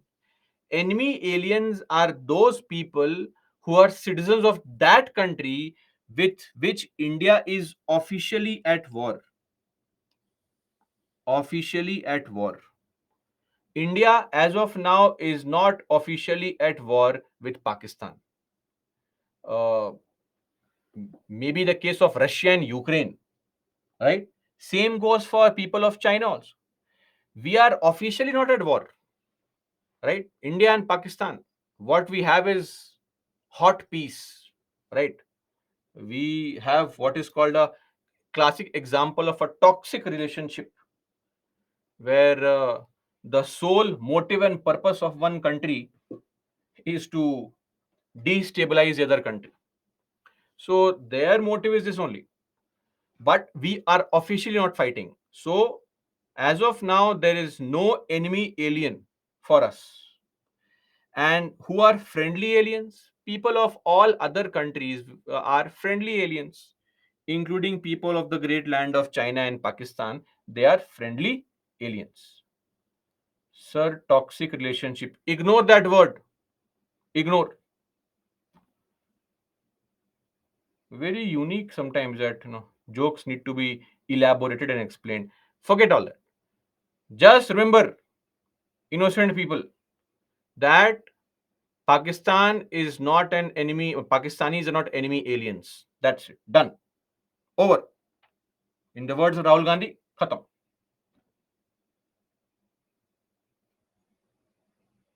Again, somebody asking the exact same question. For Pakistan, do we are enemy aliens? No, I don't think so. Enemy aliens world over have the same definition that if you are at war with a country, they are enemy aliens. Uh, Now, coming to two important terms, migrants and refugees. So, lot of people, like in India, within the country also, see so many people leave their hometown. If you are, say, in a city, a smaller town, you leave your town, go to a bigger city, you're a migrant. You belong to a state where there are less job opportunities, you go to some other states for work, migrant. You live in a country and go to some other country for work, migrant, right? So, this is what is called a migrant. Migrants are people who leave their home in search for better opportunities, greener pastures in life. Migrants. But migrants, the beauty here is choice. People who leave their country out of choice. And I think that's the very interesting parameter of success in India. The parameter of success in our country is to leave the country. Hmm. As it is said, this is the measurement of success. What are we claiming as nationalism? What have we instilled so far in people when the measurement of success is leaving the country only? Anyway, but the element is choice. If you have choice, then you are a migrant out of choice. People who leave country out of choice. Similarly, people who come to India out of choice, migrants. But migrants can be of two kinds. One, people who come to India legally. So, for those who have never been to a foreign country, when you go to any foreign country, two things are a must. Number one, your proof of being a citizen of some other country, a passport. Passport. Number two, when you go to a foreign country, the government there should also allow you entry in that country, permission from that country, visa. So when you, let's say, go to these countries in the Southeast Asian countries, most countries give you visa on arrival. Okay, you go there and say, I've come with passport with lot of money, so please allow me entry just for 10-15 days. I'll enjoy my life here and all. So the country says, okay, come enjoy for 10 days and then get lost. So you are given what? Visa. Similarly, if somebody comes to India, they also need a visa to enter India or to roam around in India. Clear? Passport, proof that you belong to a country, visa that we give to allow you entry. If you have all these documents, you have entered legally, you are called a legal migrant. But if you don't have these documents, you enter illegally, तारों के नीचे से. Remember Bajrangi Bhaijaan? So if you have come like that, or you don't have valid documents, you are called an illegal migrant. Clear? Or you had valid documents, you had a visa, we gave you visa for 6 months, but your visa expired and you're still living here 7th month, then sorry, now you're an illegal migrant. So illegal migrants are either who enter without valid documents or stay beyond the permitted time period. Illegal migrants. One very interesting point is, in India, illegal migrants, you should know this.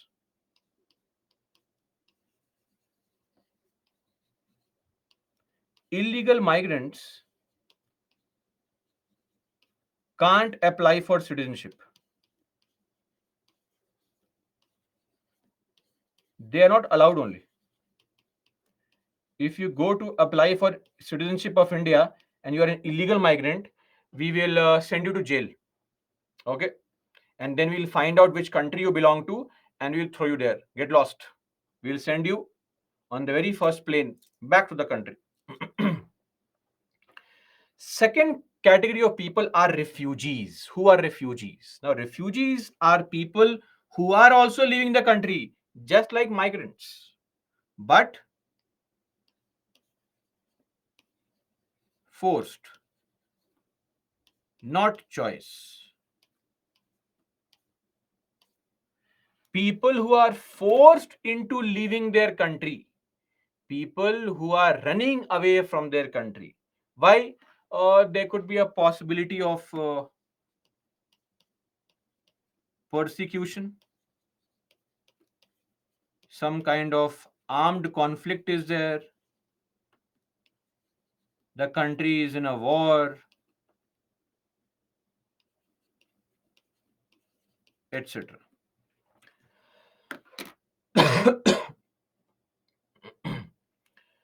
Refugees are a cause of terrorism. Oh, what a nice, educated, and informed statement. India has so many refugees coming from Pakistan and Afghanistan who have suffered and have come to India. Right? Don't make a mockery of the sufferings of those people. You don't know what they have suffered in the countries like Pakistan. Right? How we make these loose statements, right? Which reflect our inner thinking. Anyway,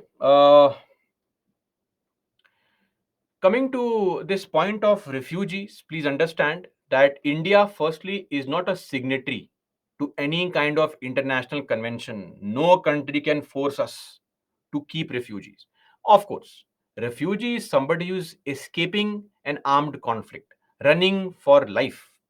So they should not be compelled, expelled, they should not be returned to a situation where their life or freedom is under threat, of course.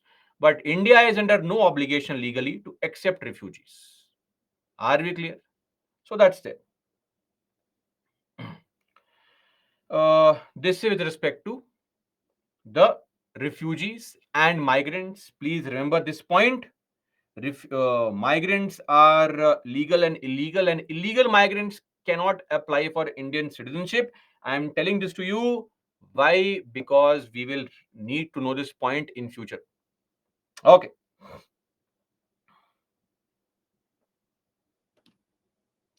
Now, constitutional provisions on citizenship.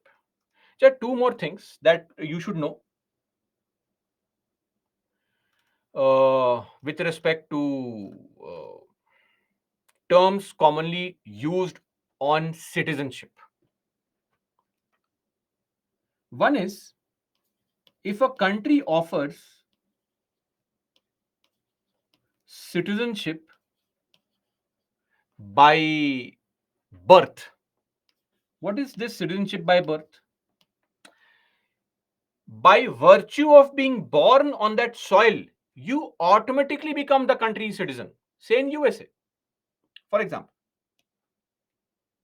any country which gives or offers citizenship like this, those countries are referred to as, or this process is referred to as jus soli, written as JUSSOLI, pronounced as jus soli. It's okay, you can pronounce it as just soli also, nobody cares. But this means right of the soil. Uh, you will be surprised to know that India does not actually provide for citizenship by birth anymore, right? So all of you here, in fact, I think I can vouch for it now. Everybody in this particular group here, you are all citizens, not by, I mean, by birth, but not because you are born in India, but because your parents are Indian citizens. After 1987, anybody born in India will not get automatic Indian citizenship. Your parents have to be Indian citizens. So all of you have to thank your parents for being Indian citizens, because of which you are Indian citizens. Clear?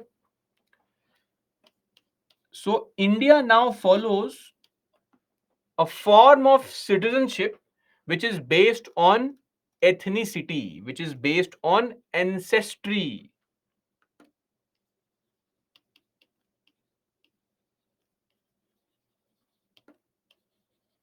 By ethnicity, ancestry. This is what is called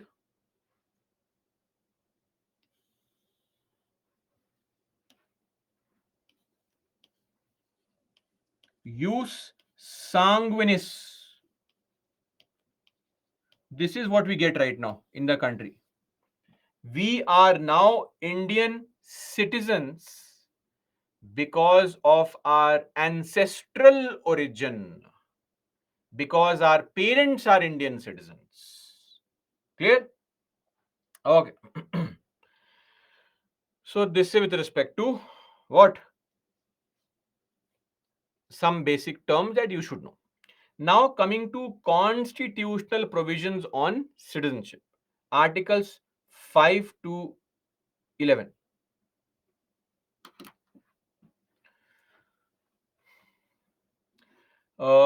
Let me also clarify one point here, which is very important for you to know. See, when it comes to such provisions, now in the Indian Constitution, say Article 75. What is Article 75? That the president appoints the prime minister and the council of ministers on the advice of prime minister, blah blah blah. All this nonsense is there. Article 75 was applicable in 1950s. Yes or no? It was. Article 75 is applicable today also. Article 75 will be applicable 100 years later also. These articles have a sense of timelessness, always applicable. But some provisions of our Indian Constitution don't have the same sense of timelessness. These articles were meant for a specific purpose, right? These articles now have no importance and no relevance. They have lost their purpose. Their purpose is filled. Task is over. Part 2 is the example of such articles only. So, part 2 of the Indian Constitution, it talks about the citizenship given to people, the Indian citizenship given to people on the date of commencement of this constitution. Okay, which group of people were to be called Indian citizens on the date of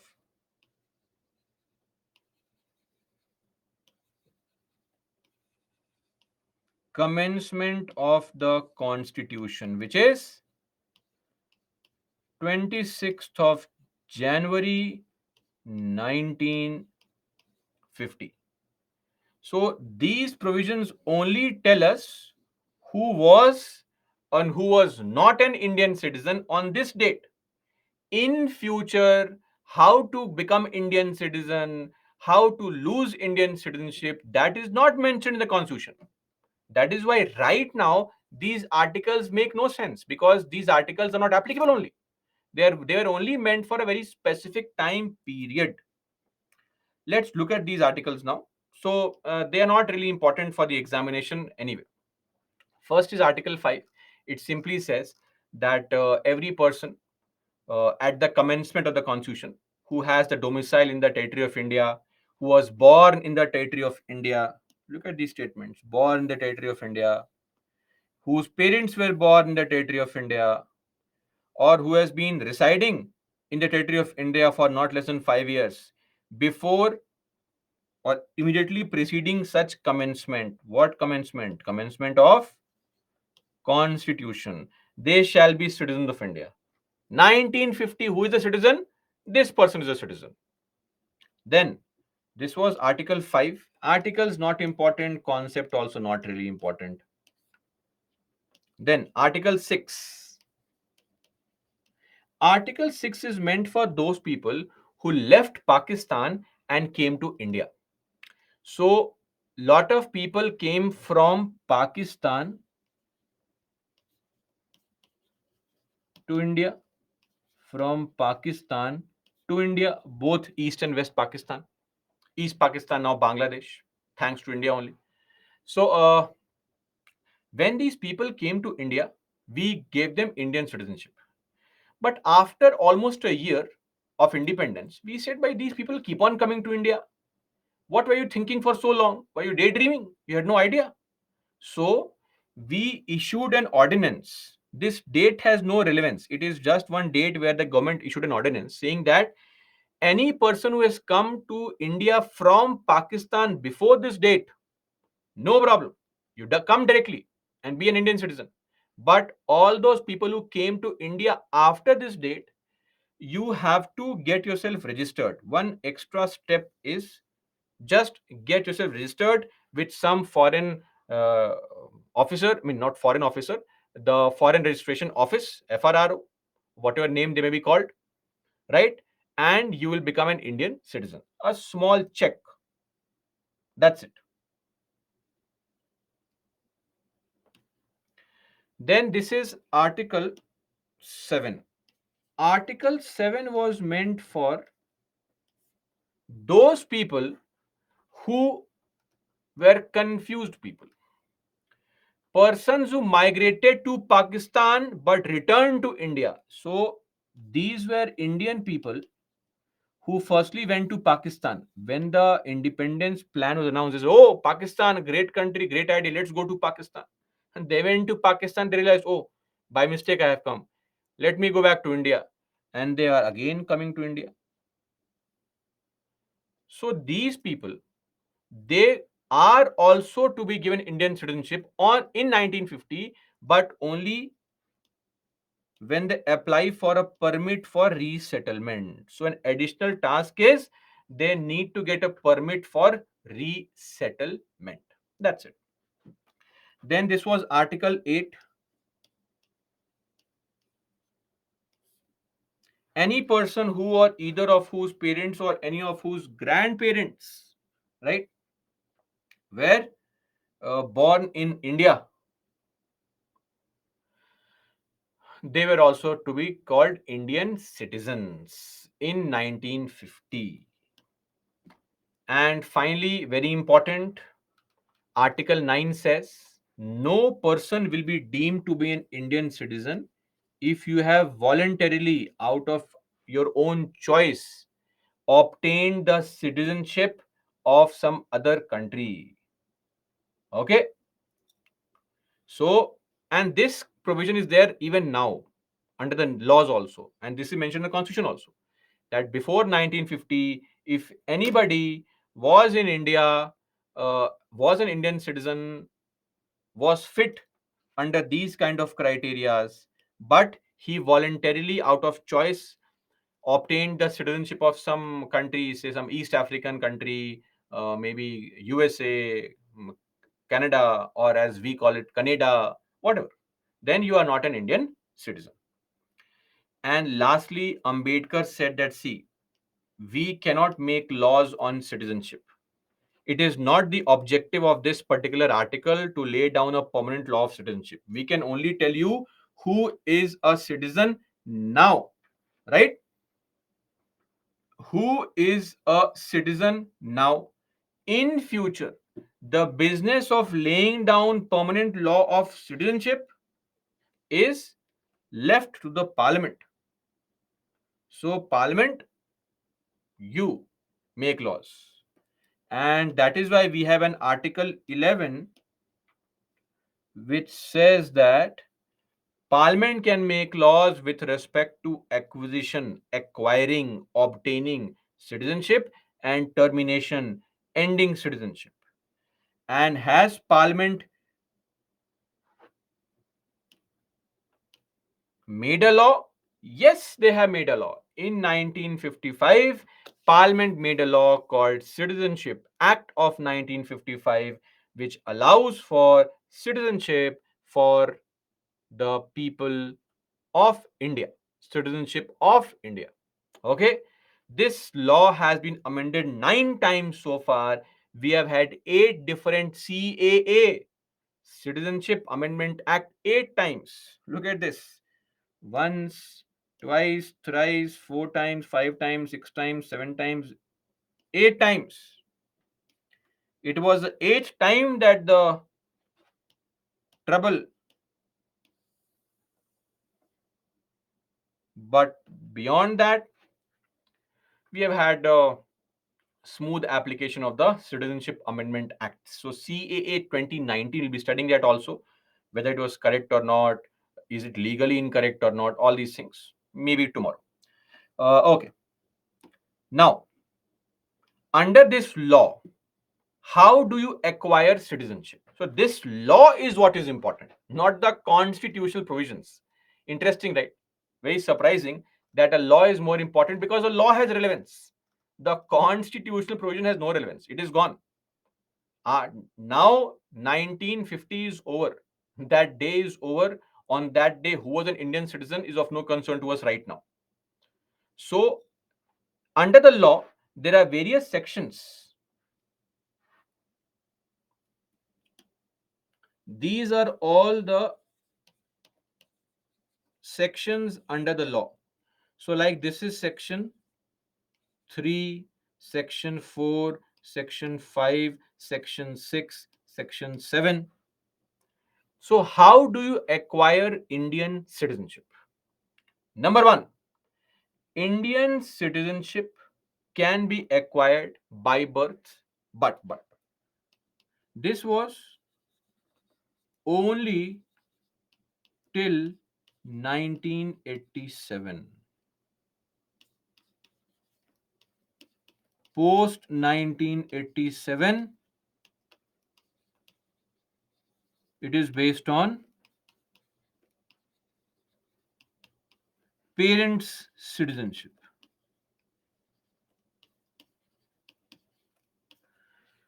This is for those who are born in India. If your parents are Indian citizens, only then can you be an Indian citizen. Now, next is by descent, right? This is for people who are born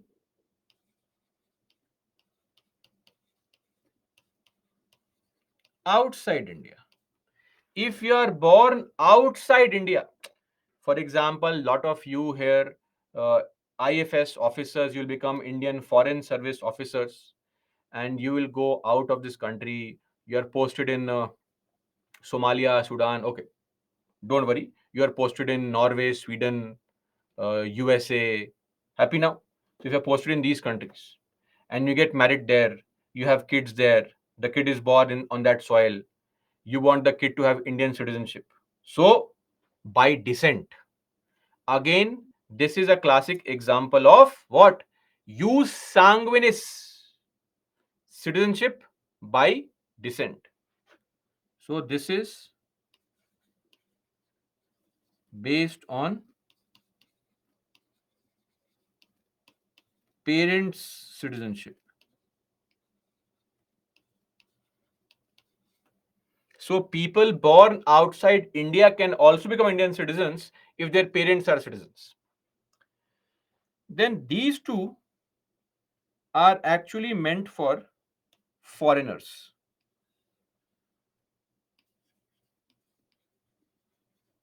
Meant for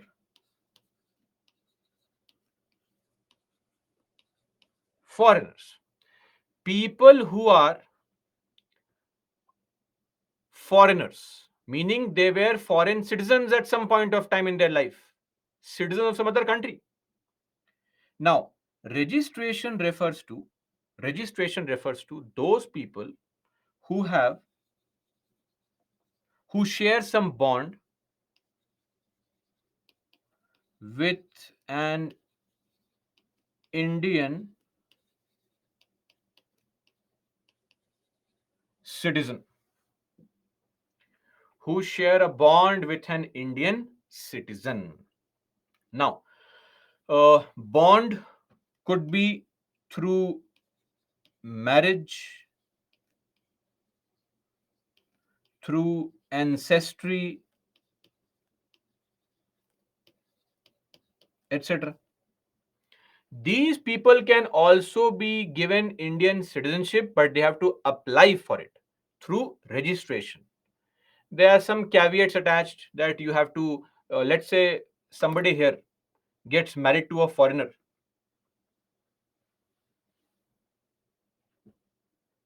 You get married to a foreigner. It can happen. Don't lose hope in life. Anything is possible. You see all these marriages taking place on social media. Somebody started chatting on Instagram, Facebook. Recently, there was news of this girl swimming across Bangladesh, coming to India to marry the person you love, right? Then marrying through all these games, through PUBG and whatever games that you play, right? So don't give up, don't lose hope. But if you marry a foreigner, you are an Indian citizen. He or she is a foreigner. They will not automatically get Indian citizenship. They have to stay with you for 7 years. So Indian government makes sure that they suffer for 7 years at least. And once they suffer for 7 years, then they can say, okay, now I'm an Indian. Of course, I'll be an Indian citizen. A classic example of registration is Sonia Gandhi by registration. A foreigner married to an Indian citizen. Clear? Second is for naturalization. Now, see, this is meant for those foreigners who have no bond with an Indian citizen whatsoever. These are foreigners living in, say, New Zealand, living in Vietnam, living in some other country. They are watching some YouTube video. Oh, India, land of festivals, land of languages, diversity, great food, spicy food. They are crazy. They say, okay, let's go to India. They come to India, breathe the fresh air of Delhi and all. start swimming in Himachal Pradesh. They feel very nice. They say, oh, this is the best country. I have to stay in India. I want Indian citizenship. So this is meant for those people who have no link to India whatsoever. Complete foreigners. Okay. So this is through naturalization.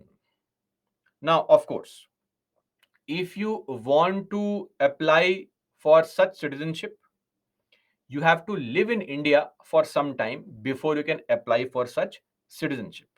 For example, under naturalization,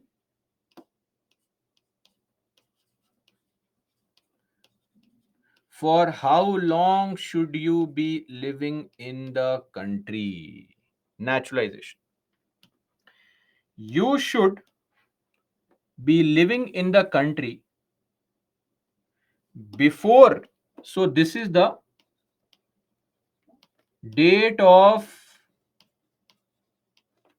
application of citizenship. Okay. On the date you are applying for Indian citizenship, 12 months prior to it, you should be continuously living in India. Okay. And in the previous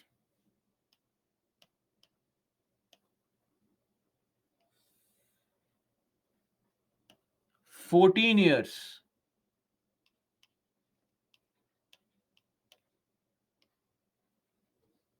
any 11 years, you should have been living in India for any 11 years. Okay. So, from on the date you apply, last 12 months, you should be living continuously in India. Before that, for the previous 14 years, any 11 years. So, in total, how many years? 12 years. Only then are you eligible to apply for naturalization. Okay. Are we clear on this? Naturalized as an Indian citizen. Okay. This is how you apply for Indian citizenship. And let me clarify, for a foreigner, they have no natural claim to Indian citizenship. It is based on conditions, and the government will give the approval. The central government will give the approval. You cannot claim it as a matter of right. I have been living for 12 years, right? So, how can somebody live, and how do we come to know? It is very, very simple. How do we come to know? When you come to India, you have records in your passport, entry stamping, exit stamping, visa approval, all this is there. Records are maintained. Don't make these statements. How will you come to know? People are coming to our country and you would not come to know. Okay. So, this is there with respect to naturalization. Okay. Now, examples of naturalization. So, for those who do not know, this person is the 14th Dalai Lama Tenzin Gyatso. Recently, across social media for some wrong reasons. And this is the very famous singer cum keyboard player Adnan Sami. Adnan Sami was a UK citizen, now a naturalized Indian citizen. Okay. Now, people who are getting their citizenship through naturalization, they also have to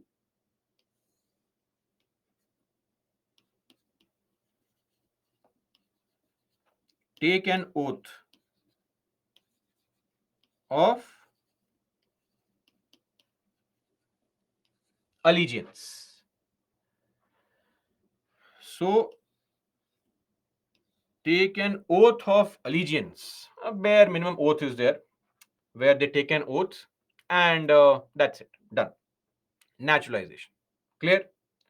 Lastly is section 7, which is incorporation of territory, meaning if India at any point of time captures some country, the people of that country may become Indian citizens. May. But this requires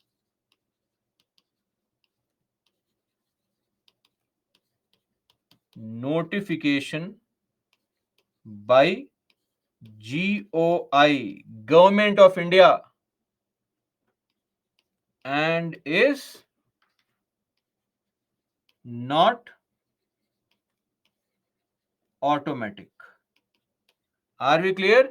So, if today we attack Pakistan and after maybe 2 3 hours we capture the entire country, the people of Pakistan may or may not be given Indian citizenship. It is not that once we capture Pakistan, they automatically become Indian citizens. Nothing is automatic.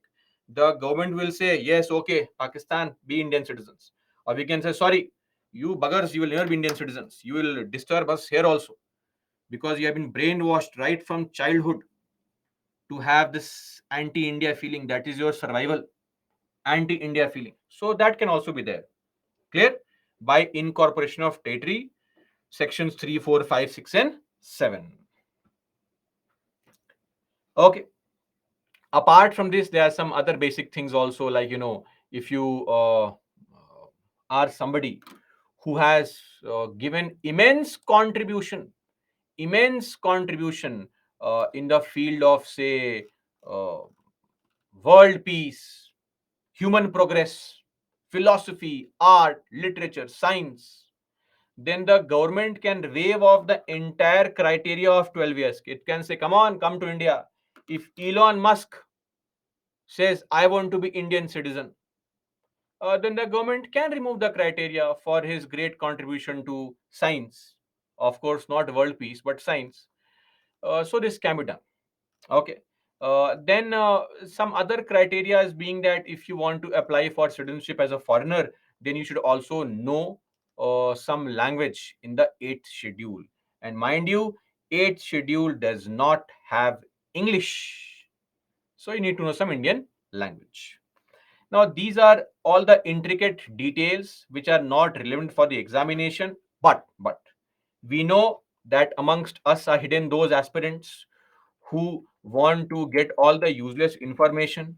I don't want to be the impediment in you collecting useless information. In case you want to collect useless information on such things, right? Then towards the end of the slides, we have already incorporated that information for your pleasure and happiness. So, between these dates, if you are born, you are given citizenship by birth. If you're born between these two dates, if either of your parents are citizens, then you are given citizenship. If after this date, like some of you here come under this category, some of you I'm sure are under this category. If both your parents are citizens of India, or one parent is Indian citizen and the other is not an illegal migrant, okay, then this also by descent, again, same thing, by registration, by naturalization. See, central government may waive all or any of the conditions for naturalization in case the person has rendered distinguished service in fields of science, philosophy, art, literature, blah, blah, blah, all these things. Clear? So, towards the end, all these things are already there. In case you want to study this, mug up information, great, go for it. Who is stopping you? I will not be an impediment in your quest to mugging up irrelevant information. These are all ways to get citizenship. Now, the time has come to tell you how to lose Indian citizenship. Right? That's also a provision. How to lose Indian citizenship. So, losing Indian citizenship, loss of citizenship, is again mentioned under various sections of the same Citizenship Act, Section 8, Section 9, Section 10. Sections not important. Don't go crazy. I'm just mentioning it here. By renunciation, you give up Indian citizenship. Give up. By termination, meaning if any Indian citizen acquires citizenship of some other country on acquisition of citizenship of another country.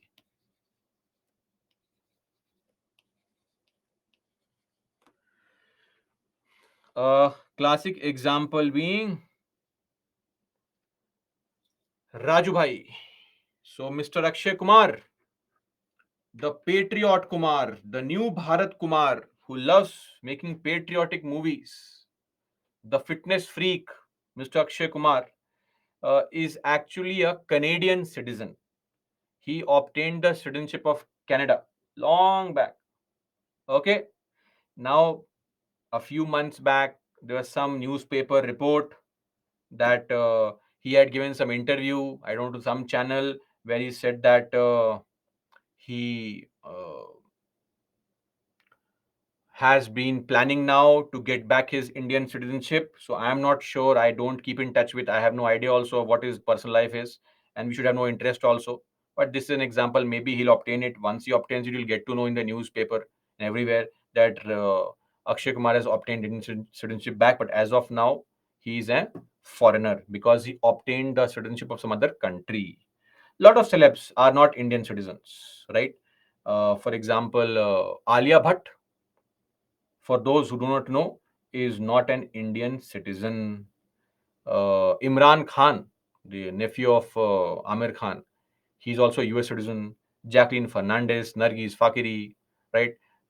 Some years back, there's this report that Deepika Padukone is not an Indian citizen, though she may have been born outside the country, but I believe she's an Indian citizen. That's what she claims on social media also, right? Noora Fatehi, I'm not sure about her. I can't make a statement on her. Sorry. So Nirbhay says, Sir, can Akshay Kumar vote in the election? Our fellow aspirants will answer this question. Can Akshay Kumar vote in elections? Please tell me.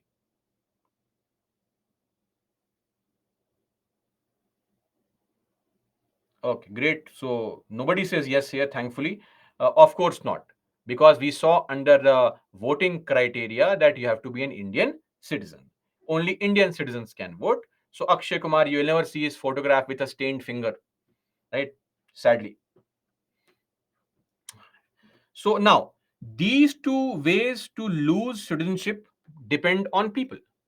But imagine a situation, imagine a situation wherein you, let's say China attacks India, and China says that we will kill all Indian citizens if we win the war. You immediately say, sorry, sorry, I give up Indian citizenship. China, I want to join you only. This may not happen. So all these things, it does not apply during war.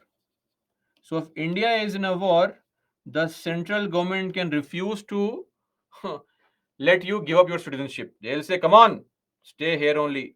You and us will die together. Don't worry. Okay. These two, 8 and 9, are dependent on people. They give up citizenship, they join some other country.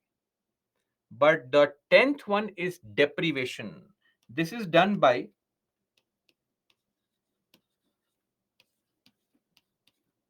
Government of India. Okay? Government of India. This is, however, firstly applicable only to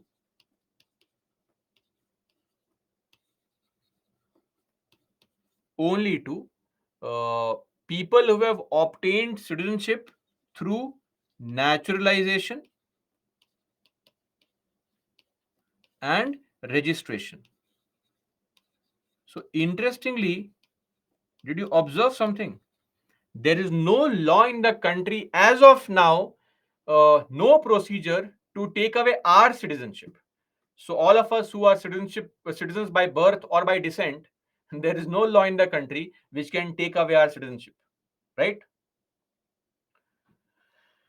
So this is applicable only on naturalization registration. There are various reasons. What can be some possible reasons? Reasons can be if you show disloyalty towards the constitution,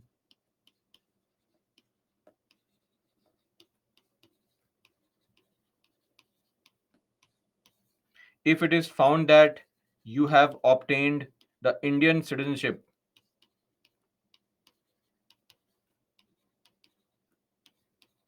via fraud. This was citizenship, CZ, citizen. Don't be confused. So there are various reasons where the government can take away your citizenship. Clear? Acquiring citizenship, losing citizenship. We have covered both these things. We are done with the CA 1955, which is what is important for us, not the constitutional provisions. Their sense is purpose is solved now. This is what is important. Now, just to add one more point here, there is one more way in which some people obtained Indian citizenship. So, very briefly, we'll be discussing this in detail in your IR classes. That we had the East Pakistan, which is currently Bangladesh, and then West Pakistan, currently Pakistan. For how long we don't know, but yes, it is there. Now, when it comes to West Pakistan, a very important element was West Pakistani people were Urdu speaking people with a distinct culture, and East Pakistani people were Bengali speaking people with a distinct culture. But because of this being a common country, West Pakistan controlled all the power, political power. They kept on enforcing their way of life on East Pakistan, their culture, their language.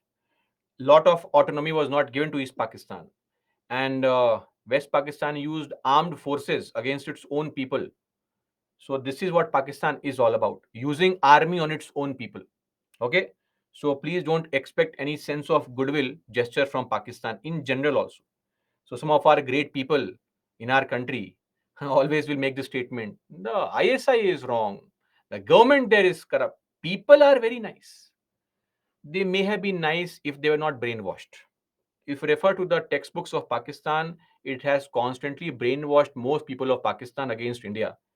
In India, textbooks don't brainwash you. I mean, they do in a different form, but not against Pakistan. But sadly, that's what has been done to them. So they will always treat India as their enemy. So please don't get emotional and all. That people there are very nice. They are nice people in their own might, but not towards us. Anyway, they try to enforce language on East Pakistan. Language is culture. When you try to pressurize people into accepting your culture, there are bound to be consequences. A lot of these East Pakistanis started running to India. They came to Bengal. They came to Assam. Bengal, it was difficult to identify them because of very similar language and culture. Assam, people of Assam have a distinct culture and way of life. They're very angry at these outsiders are coming to Assam, irritating us, infringing on our resources. So they kept on pressurizing the government. Government, what are you doing? Remove these, remove these illegal migrants. Illegal migrants. Now, the point was that by 1971, all the people who had come from East Pakistan to India, it was very logical that it's okay, they have been suffering, atrocities being committed. You'll be surprised, just one small example. When the Indian armed forces entered East Pakistan, which is now Bangladesh, uh, there were some camps comprising of pregnant women, impregnated by the West Pakistani soldiers to carry the West Pakistani child. This is just a small example of atrocities committed by Pakistan on its own people. On its own people. So that's how it is. Anyway, but the point was after 1971, when India chopped off a part of Pakistan to create what is now Bangladesh, for which Bangladesh must be obliged to us, though they have shown no such respect. But it does not really matter. Our task is to perform these activities, not wait for somebody to show respect and all. So the point here is that when it comes to 1971, now we have given you your own country. Now, why are you coming to India? This was a question raised by people in Assam. So this protest started, and the Indian government was forced into taking an action that what the hell are you doing? Till 1971, we agree. We'll take them, no problem. We are not cruel people, not heartless people. Till 1971, we can think of them as refugees also. But after 1971, you have your own country, Bangladesh. You are an illegal migrant. Please, we can't entertain you. So, the ASU, All Assam Students Union, it's a student organization headquartered in Guwahati University, and the Assam Gan Parishad, now a political party called Assam Gan Parishad. Earlier, it was called the All Assam Gan Sangram Parishad. They signed an agreement with the Indian government, asking the Indian government, please take steps, stop this illegal entry of migrants, identify them, send them back to where? Bangladesh. This was the Assam Accord signed, and a new section 6A was added, which deals with citizenship for people coming to Assam. Only Assam, mind you. So, all the people coming before this date, no problem whatsoever, you will be called an Indian citizen. People who came between this date, 24th of March, the liberation of Bangladesh, you will be given Indian citizenship.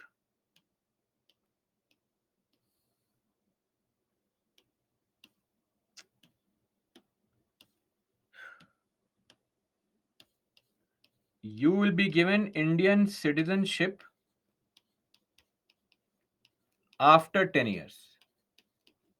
And in these 10 years also, don't worry, you will be given every kind of right except right to vote. That will not be there. But those people who came after this date, sorry, you have to be identified and you have to be sent back. This was the Assam Accord, one more way in which we can do what? Obtain the citizenship. For some people only who are who have come from East Pakistan to Assam. That's it. Now, by the way, this Assam Accord has been challenged in the court. Assam Sammilita Mahasangh, Assam Sammilit Mahasangh should be the correct way to pronounce it. Assam Sammilit Mahasangh in 2012 filed a case that how can you have a different cutoff date when the constitution says that people coming from Pakistan, they have to get a permit for resettlement. How can you have a different cutoff date for people coming from East Pakistan into Assam? So it is pending in the court. Interesting. Anyway, see, this accord was signed. The idea was to find out all these illegal migrants living in Assam who have no documents to prove that they are Indian citizens and deport them. Deport them where? Send them where? To Bangladesh. Why will Bangladesh accept these people? What is the proof that they have come from Bangladesh? Imagine today if Pakistan says, we have identified 1 lakh people who are Indian citizens hiding in Pakistan. We are sending them back to India. Will India take them? What if they are spies? Who knows? We can't take them. So India signed an agreement with its own people. We signed an accord amongst ourselves only, which also involved Bangladesh.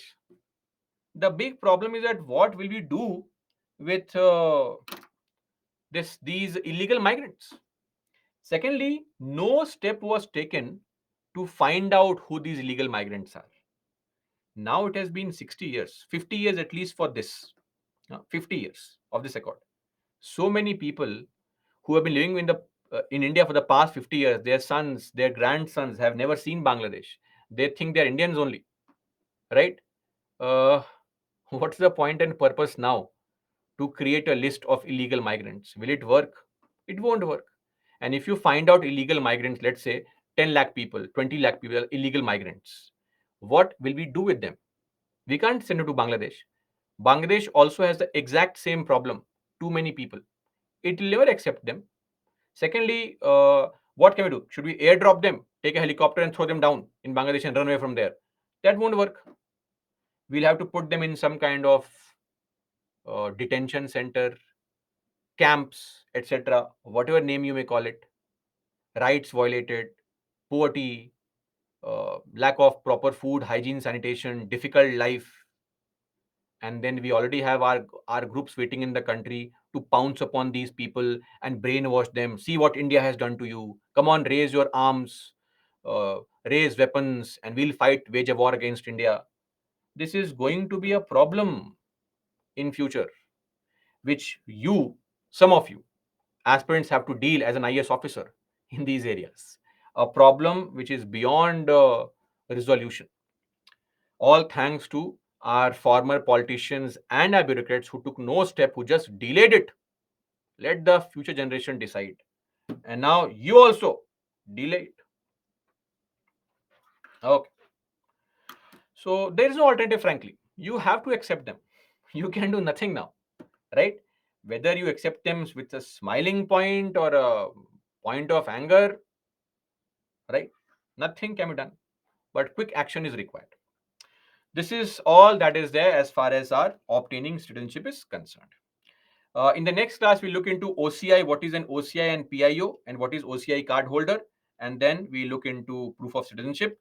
And finally, we'll also be studying about the NPR, NRC, and Citizenship Amendment Act 2019. Okay, that is going to be all as far as today's lecture is concerned. Jai Hind, and we'll meet tomorrow. Again,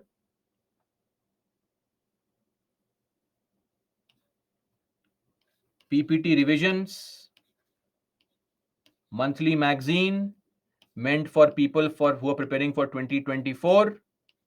Yojana Kurukshetra. Please start for the month of April now. Today Yojana, tomorrow Kurukshetra. This has to continue. Are we clear? And of course, we will read the editorials also. Done. That's it. Tasks for today is done. Is it important for the exam Assam Accord? No, no, not really. Just basic information. Basic information. And yes, let's not forget the book Political Theory. Keep on reading.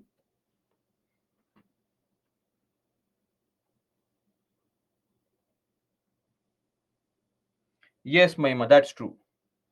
Aarti, the monthly magazine of June, has it been uploaded? If yes, then read that, or else continue going back till January. Deprivation means the government will take away, deprive you of the citizenship. That's it. The government takes away your citizenship. Arjun, sir, please, your point of view on UPSC mistakes can be avoided. What kind of mistakes? In prelims or mains?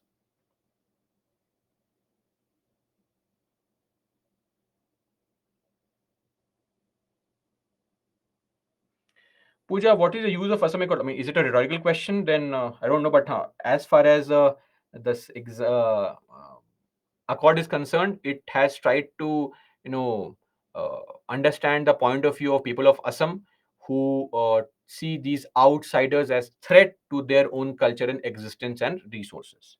For prelims, see, as far as the prelims is concerned, I think somebody else had an issue with respect to uh, not being able to score marks and all. See, for prelims, the only mistakes to avoid is reading the question carefully and solving MCQs. On various occasions, you would have realized by now that even if you know information, if it is asked suddenly, mixed with other pieces of information, you may get confused. So, practicing more and more questions is the only way out for prelims. And to avoid mistakes, don't overthink on statements. We have to find out the best amongst the worst. What is the best possible statement amongst the worst? So don't overthink on prelims based options. No, answer writing should be seen, no problem. See, read, then write your answers. Don't copy, but read and then in your own words write the answer. Kishan, mapping of lagging part of that state and concentrate on that with balanced approach. This is being done for most larger states. Dhyana, why don't we go for till January, 3 more months of it? But April also is okay, no problem. Practice, Vishnu practice.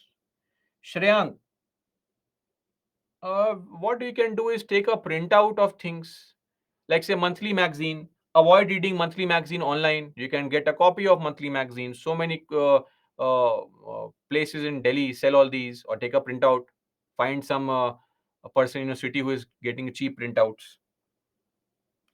No KK, not continuous. I said 11 out of 14. But if you stay continuously, no problem. Any 11. So Ashwant, your concern.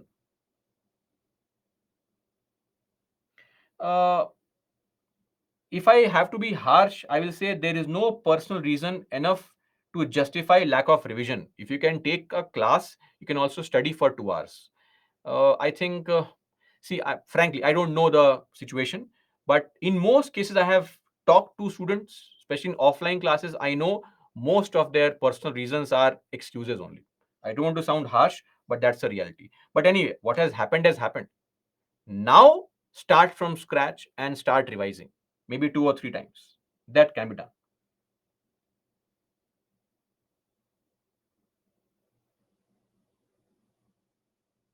Yes, Shriman, last 3 to 4 months. Goa, yes, Vivek, Goa is a point, a very good point for point number. Don't say point. What is point seven? Sections seven, not point seven. Pondicherry is a very good example. Yes, KK, sufficient. Anil, Nora Fateh is also. I have no idea about Nora Fateh, so I don't follow her, so I don't know. Thank you for telling me. She's a Canadian citizen, but I don't really need this information. Okay, fans would get this. A boy gets a US citizenship, his family has Indian citizenship, then after 5 years he wants to want. See, once you give up your Indian citizenship, then again you have to claim it back through a proper procedure to be followed by applying for it. Okay, registration. Vechri, send a mail. Sir, Pooja Bhatt is Indian citizen or not? I don't know this, yeah, Pooja Bhatt. I mean, I know who Pooja Bhatt is, but I don't know who what her citizenship is. Sejal, more content. Deepanka, this is a full day target. Devote time to reading monthly magazine on a daily basis.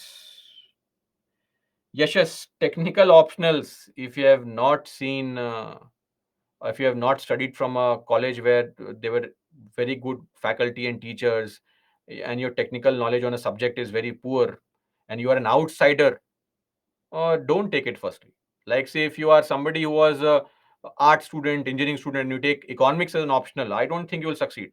Lesser chances of succeeding. So it's better to take a safer optional then. Somebody asked a question, delimitation. Does delimitation commission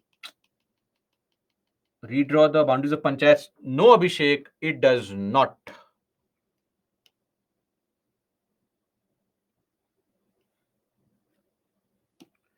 Okay, I believe that is all as far as your doubts are concerned. We'll meet tomorrow, guys. In the meantime, your experts will keep on addressing your concerns. Till then, that's all for me for today, guys. Jai Hind.